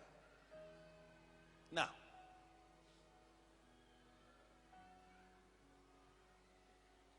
ukachitarisa nyaya yemanje zvese zvapera kuitika, ndakutira kuti ndimhanye nayo. Zvese zvapera kuitika, kwakauya hondo kuchapter 4 yavaFiristia. Vamwe vakanokemba paEfa, Israeri kanokemba paEbheneza. Vakatarisana face to face, Israeri navaFiristia. Ndokupinda muhondo, Israeri ikakundwa. Israeri yakundwa, vakamhanya kubvapo. Zvinonzi vatungamiri, maelders ekwaIsraeri vakabvunzana kuti koseiko Jehovha watirova kudai. Ndikuratidze muione. Chapter 4 verse 3. Iyo. And when the people were come unto the camp, the elders of Israel said, wherefore hath the Lord smitten us today before the Philistines? Mtarise, kerega Jesu. Mtarise. Israel yarwa navaFiristia ndokubva yakundwa. Maelders ekwaIsraeri ndokunotanga kurisecha kuti sei Mwari watirova kuti vaFiristia. Sei nhamo yandikunda. Varohwa nomuFiristia vanoziva kuti kurohwa nomuFiristia hakusi kurohwa nomuFiristia, kurohwa naMwari. Nhamo yangu yaramba kupera haizi nhamo, ndiMwari. Vakanotsvaka kuti sei Mwari watirova nhasi kwete vaFiristia evarohwa nomuFiristia. Maiwe ndangopfuurawo zvangu apa mhene kana ndina ndinzo. Ndava kazhinji unoramba wakafokasa panhamo yako, uchifunga kuti nhamo yako ndoyakupedza. Iye ari Jehovha ari kurwa newe. nhamo yako ichitowana sapoti yaJehovha.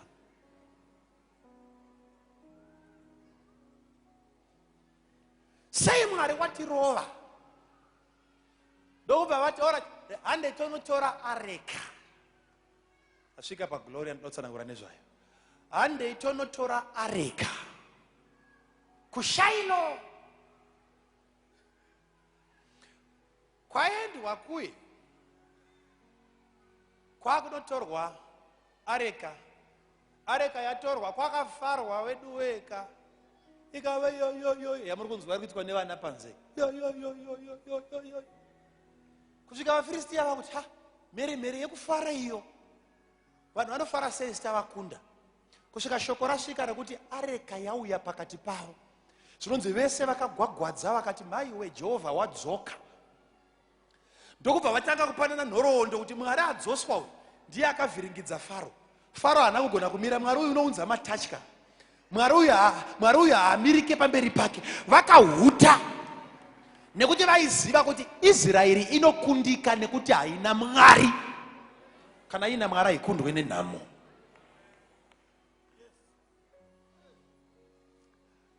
Wani munhu ndiye akasumuka, haana kunyorwa zita, akangosumuka akati vaFiristia regedzai kutya, irwaisa varume. Satarise zvokuti Mwari ariko izvo. Irwaisa varume nekuti mungaite varanda sezvanga zvakaita Israeri kwamuri. Irwai. Vachipedza kukurudzirana vakaenda vakanorwa nevanhu vane areka. Vane areka vakarohwa vaine areka. NaBhaibheri rinobva rapa emphasize kuti Phineas naHofini vanga varipo paareka iyoyo. Ukasachenjera zvichaita kunge simba raMwari risingashandi. Chiri chikonzero chako iwe wakajoina chechi yacho. Areka inozvigona, but tarisai vakomana tu vakabata matanda. Kana uvepo hwaMwari wagara pamhombwe,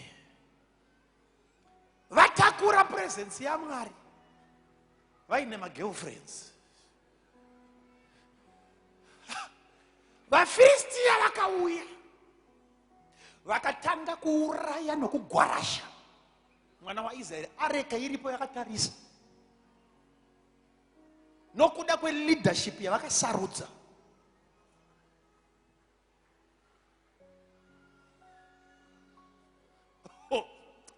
Mutambe iwe Mwari uyu ka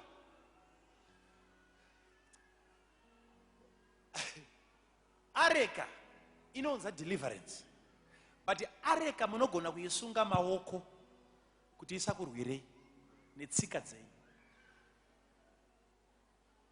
Vereka Bhaibheri renyu zvakanaka. Samson wakatumirwa kuti aende kunodeliver Israel kubva mumaoko avaFiristia, but vaIsraeri ndo vakaenda kunosunga Samson. Vakatomukumbira, tinokumbira kukusunga, muite sei tikuendese kuvavengi.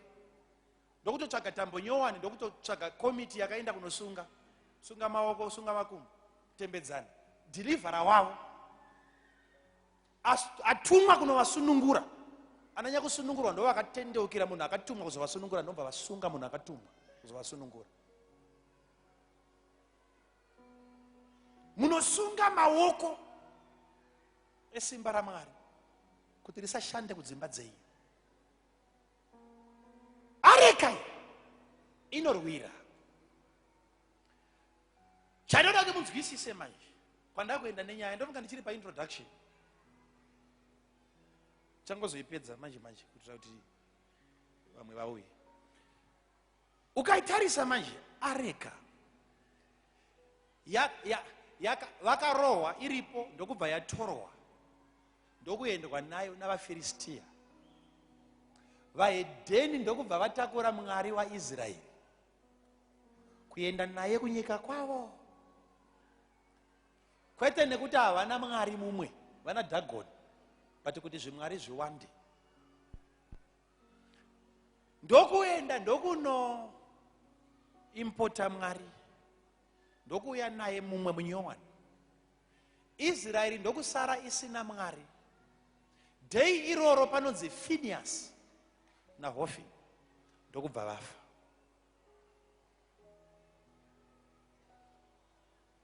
one mukomana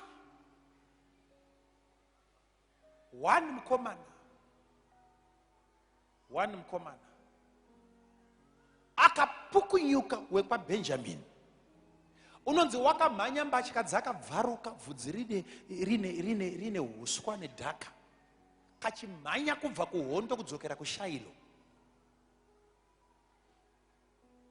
Kari kuuya kuzopa ripoti yezvaitika.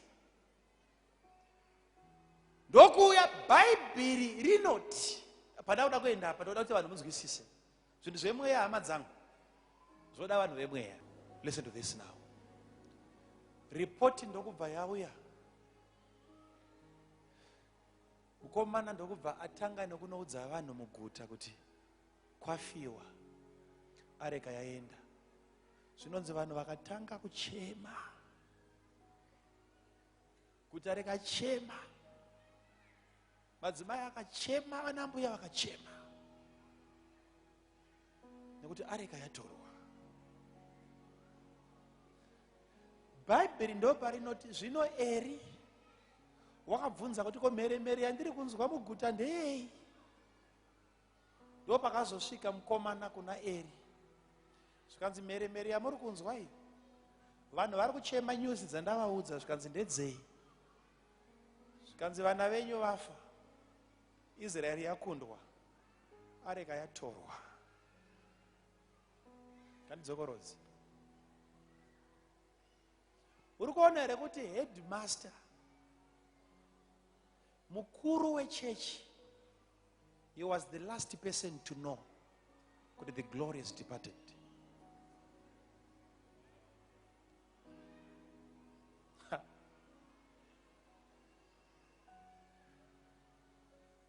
Wakabvunza kuti mheremhere yandiri kunzwa, noise yakatanga nevana vesangano. Vana vesangano ndo vakatanga kuziva kuti Mwari wabuda pakati pedu. Leadership isati yakuziva. Vatungamiri ndokutozobvunza, chechi ya vatendi vakuziva. Nevana veyuthi vakunzwa kuti Mwari akatama. Vakuru vasingazvinzwa. Isaivhesa apa Eri anobvunza kuti noise yandiri kunzwa ndei? Iyo. Eri achinzwa kuchema kwevanhu, anotobvunzawo kuti zvinorevei?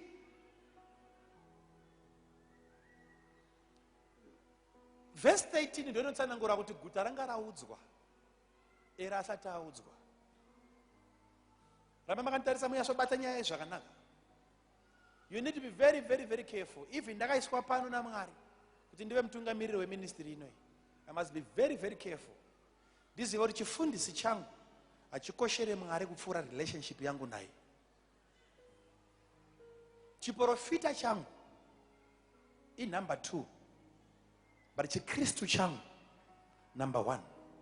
Ukama hwangu naMwari ndisati ndaita ukama navatendi.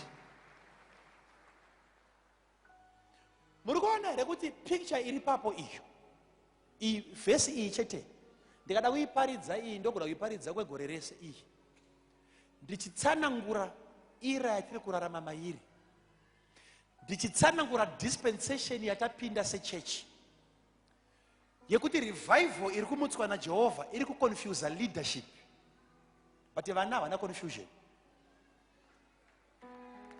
Mubvunzo waEri uyu uri kubva kuvakuru vechechi kuti mheremhere dzako mazuva ano chiko, ma-up and down chiko. He was the last person to know kuti chikonzero chekuti presence yaMwari yaenda. Zvaakunzwikwa nevana vesangano, baba vari kushumira havazvinzwi kuti Mwari wakasiya chechi. Ngozona mwana asumuka adyorera handbag yake abuda aenda. Kana musingati aenda. Hamusati maudzwa.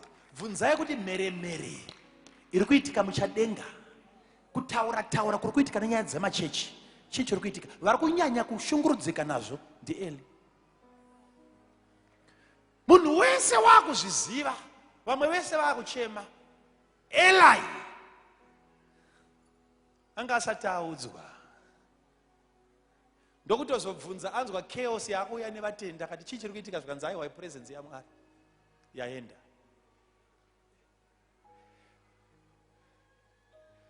Pane mavhesi 2 anoda kuti mutarise anotyisa ari mubhaibheri. Chapter 4 verse 13. Inoti kudii? Ngativerenge tese.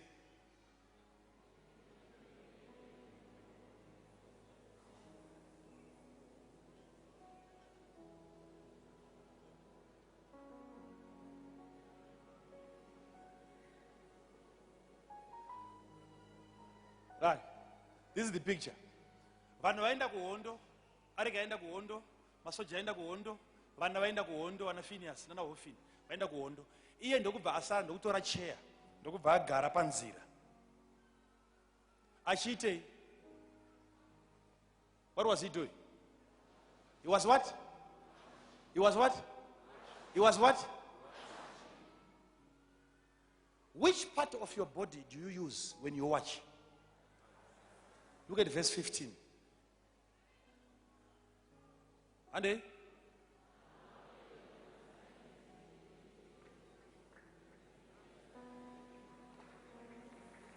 Okay. Ha. Ha.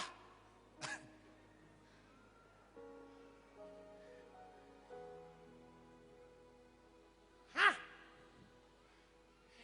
Eri wakanogara parod kuti aone. Ndava ari kuziva kuti kwaendwa kuhondo. Achida kuona kuti nyuzi dzinobvako dzakamira sei. Achida kuona. Bible richiti he was seated there watching. Verse 15 yoti he couldn't see.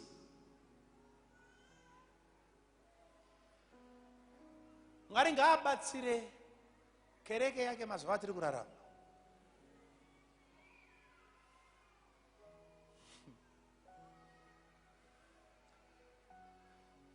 Tine vanhu vari kuda kuona asi vasina meso okuona.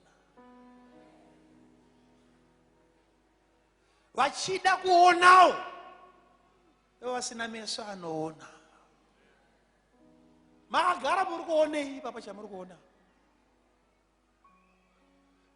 Ndokuzove futi munhu wekupedzisira kuziva zviri kuitika iye akagara parodhi yacho inowiwa nayo. Leaders who are watching but they can't see. Kaona akagara vakadai so unoti ndiri kuonekwa, hapana chinoonekwa. They are watching but they can't see. Dai Mwari avhura meso ekereke yake, vanhu vaone zviri kuonekwa nevamwe. Iye handiri kutsanangura zvinoenda kure, ndava tingatongokanganisa naye papanapa. Achiudzwa kunzi areka yatorwa, Bhaibheri rinoti anoudzwa kuti vana vako vafa ndokuramba akagara, ndokumenshena nezita ndokuramba akagara, mwana wechipiri ndokuramba akagara. Bhaibheri rinoti ndokubva zvazoitika kuti pakanzi neareka yaJehovha yatorwa padomwa glory,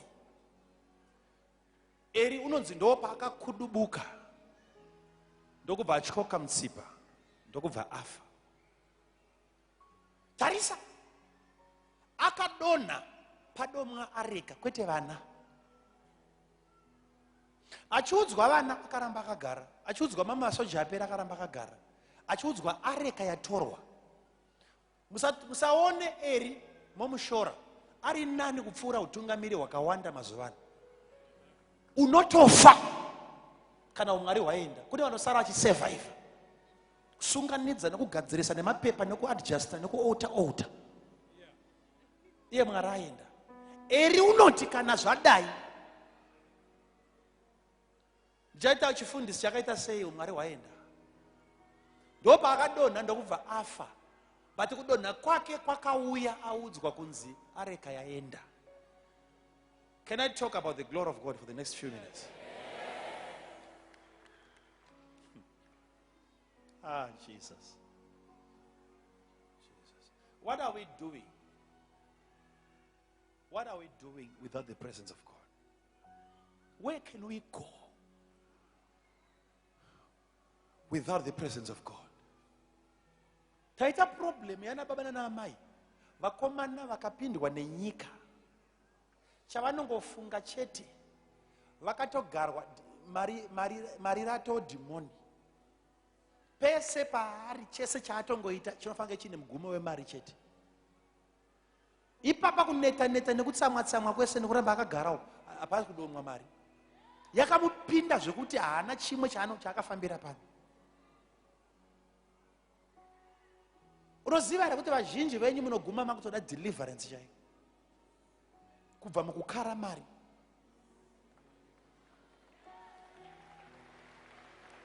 Mari yauri kuchemera, mari yauri kutsvagai, kune vanayo vasiri kufara. You need the presence of God.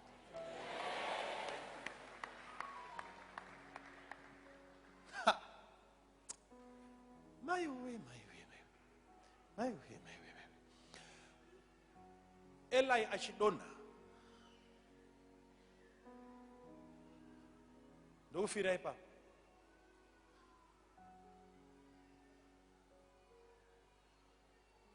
Mukadzi waFinehasi ndokubva anzwa kuti baba vafa nabamunini vafa natezvara vafa. Ndokuramba akateerera akati so what? Ndokubva anzi neareka yaJehovha yatorwa. Anga akazvitakura.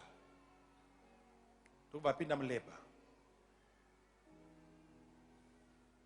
Ndokuzvara mwana ipapo nokuda kwenhau dzaanzwa.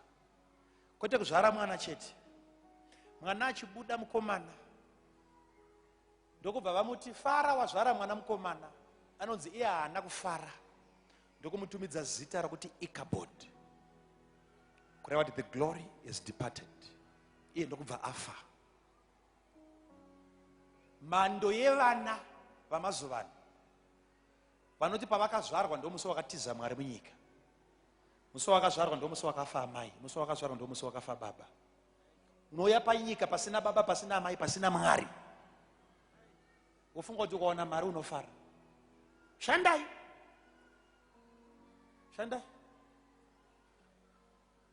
Aiwa ndo tinoita kaya kusumwa partners kuno. Isande. Zvemari tinodza mapartners uko. On Tuesdays. Unouya unozvarwa kusvika mai vachienda. Iwo ndo pauri kusvika.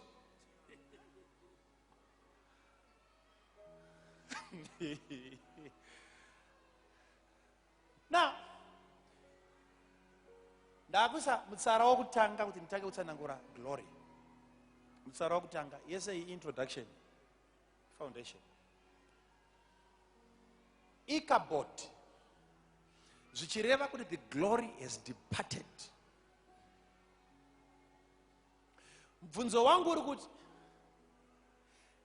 mai ava vanozozvara. Chaindinetsa ndechichi because nyaya yekuuya kwayakaita ndekuko vanhu vaMwari. Kuti iko zvino taakuona Mwari achiita kuti vanhu vari overdue vadelive nokuda kwepresence yake. Ndokubva ndapinda muBhaibheri ndokuona absence yaMwari yakonzera kuti mwana azvarwe.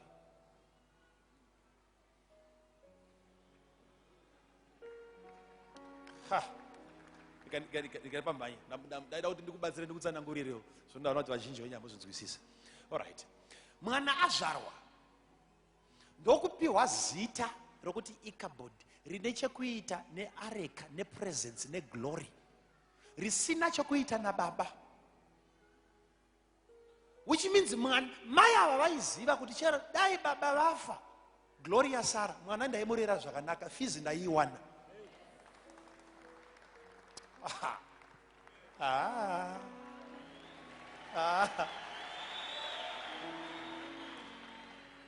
Zita razopiwa mwana kuchema areka kwete baba.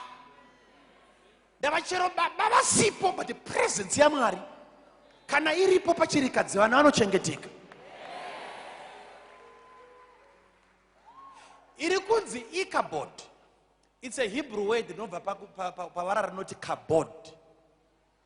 But the B wemuHebrew unoiswa sa V inonzi kavod, which means weighty, glory. Weighty glory or heavy glory. Chinonzi kavod. Uvepo wamangari. The presence of God that can be measured in kgs. Weight yamangari inouya pamunhu inonzwika kurema kwayo. Ndoiri kunzi yabva kwa Israeli. Ndakutopedza apa ndikupedzera pa introduction. Inzwa gare pasi rutsanangurire. Gare pasi rutsanangurire. Chiri kuchemedza maya kuti weight yabva pana Israeli. Chinonzi chiremerera nevanhu chinobva pa glory inonzi kavod.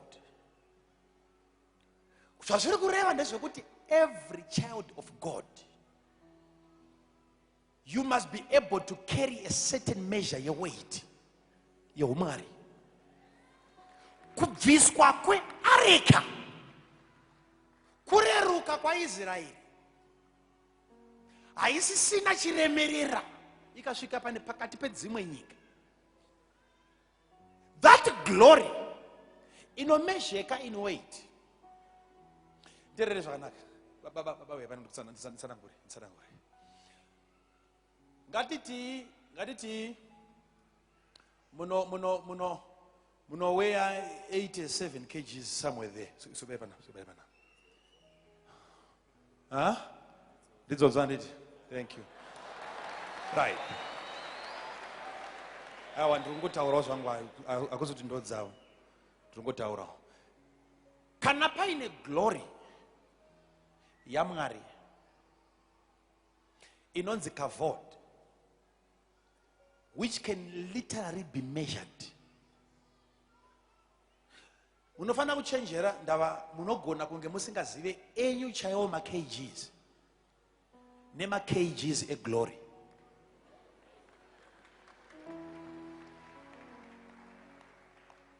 Kavod means heavy glory.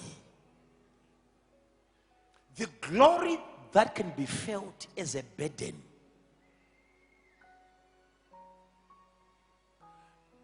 Munoziva here kuti munogona kuenda paskero. Muenda paskero monzi 90 kgs. Muri paskero. But isiriyo weight yenyu yese. Muine mamwe ma kgs anogona kukusvitsai mu 200. But asingamezheke nemushina wamakatsika. Mushina wamakatsika wakadesignwa in a way yekuti umezhe zviri pa body chete. But Mwari haana kuutendera kuti utrespass umeasure the presence yaMwari iri pamuri. But listen to this, which means mukristu wese anofanira kuve neumwari hunorema.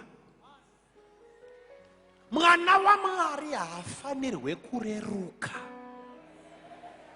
takurwa nokututwa nemhepo dzese. Panonzi kubwinya kwaMwari kwaenda, vaichema weight yaIsraeri.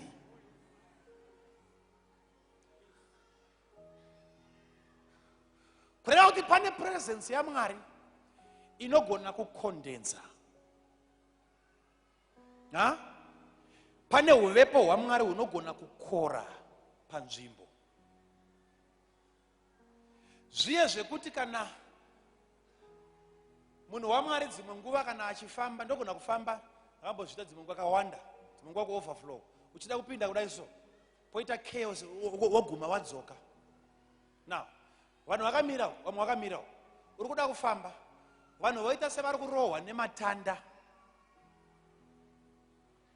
Chiri kuvapusha, it is the invisible, but the invisible is physical. Nekuti munoziva here kuti ndinogona kusumudza ruoko ndiri panapa ndobata munhu wandiri kuda ku-overflow, ndogona kunyorera pana, ndotora kapepa ndonyora munhu wandiri kuda kudeedza panapa nezvaakapfeka ndonyora ndokuratidza muverenga panapa, ndosumudza ruoko rwangu iko zvino ndokakata munhu wandiri kuda from the overflow asingandione. Oya umira panapa, moona hembe dzandanyora zita rake nechii, zviri zvimwe chete. Zvazviri kureva ndezvizvi, kuti munzwisise. Mwari wakatipa, ukandiona ndakadai so, body yangu iyi pauri kuona apa handipo painoperera. Pane glory yaMwari. Nterere muchigara pasi nditsanangure, gara pasi nditsanangure. Chinosaka uti kana wakufamba, vanhu voita sevari kupushwa. Ivo vanenge vakukirietera karoad kavanofunga kuti body ndo painokwana. Nyamba iwo une imwe extension yavasiri kuona. So uchifamba vari kusudurudzwa nomuviri usingaonekwe. But muviri usingaonekwe wacho unobata zvinhu zviri physical. Ndosa handiri kutaurira kuti zvamuri kuita izvi, even zvekupfugama zvacho chiregedzai. Kana Mwari achida kuti zvizoitika, zvichaitika neimwe nzira. Ndava kune weight anointing inonzi heavy. Kana nguva yakwana kuti zviitike, iyoyo ndo ichaita munhu asingade. Pane power rinouya in tons. Rinomezhwa in kgs and tons. Iri glory yaMwari. Musatambe nesimba rekuti munhu unomira so, kumira so. Vanhu vachirwa hondo mubanu, iyo mira pana pakadai so. So akangodzikisa so, vakukundwa, akakwidza, vakuwina, akadzikisa. Haako kuhondo, ari kugomo. Ivo varume vari kurohwa ava, dai vainamatawo Mwari aivaudza kuti vakomana, hondo haizi pano, iri kuna profeti vari pagomapo.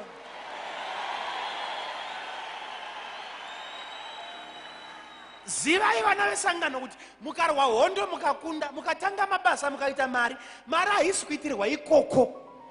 Kune ruoko rwakasumudzwa rwuri kutenga nyaya dzemwana wesangano, zvekuti dai vakanyumwa vangadai vakamira kurwa hondo vakati hande yekugomo, mudhara uya ari kupi, mudhara uya ari kupi. Ndava mudhara ye ndiye sosi yematambudziko edu pano. Tiri kurohwa nemakristu nokuda kwecovering iri pamusoro pavo.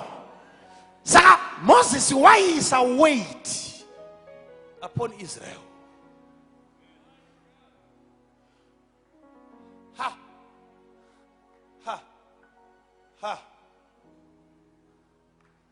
Mwana wa Mwari haareruki.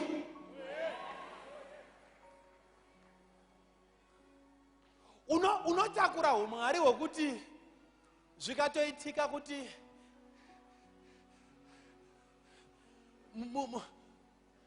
muroyi walenda parufu yako yemba,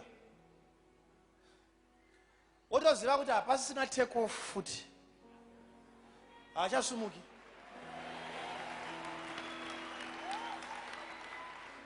Muri kujaidza varoyi imi, muri kutambisa vavengi venyu imi. Kuti munzwisise, nekuti tine vanhu vane nharo vari kufunga kuti Mwari haasati ashanyira Zimbabwe.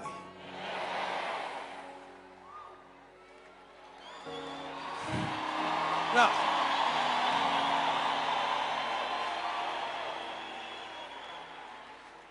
so kana tine ruoko, which means baba ndinogona kuti ndikastrecha ruoko rwangu so parwunoperera rwenyama, musafunga kuti ndo panoperera ruoko rwangu.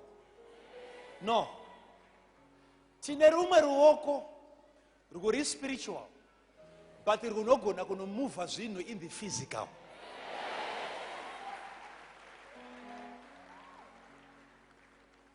The heavy glory is departed.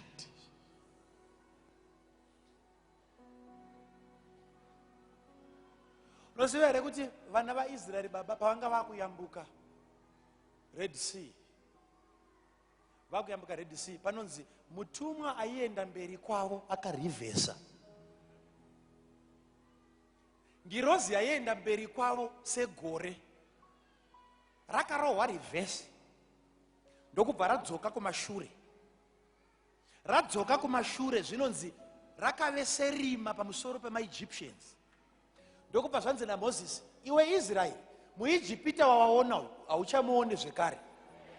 Zvinonzi ndokubva vatanga kuyambuka, but maEgyptians vakatadza kufamba, hakuna munhu wakagona kuswedera pane mumwe. Chapter 14 verse 19.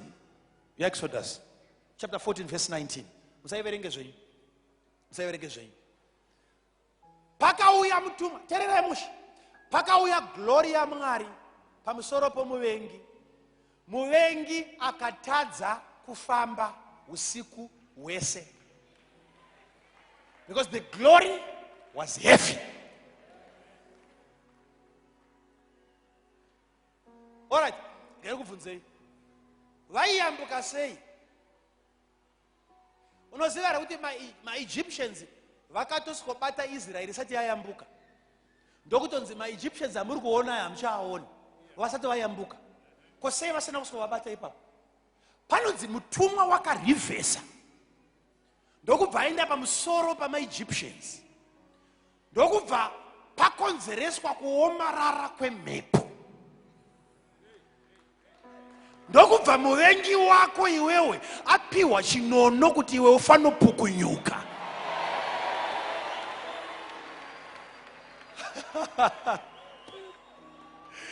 Chapter 14 iyoyo verse 25. Chapter 14 verse 25. Zvinonzi vayambuka vava kumhiri.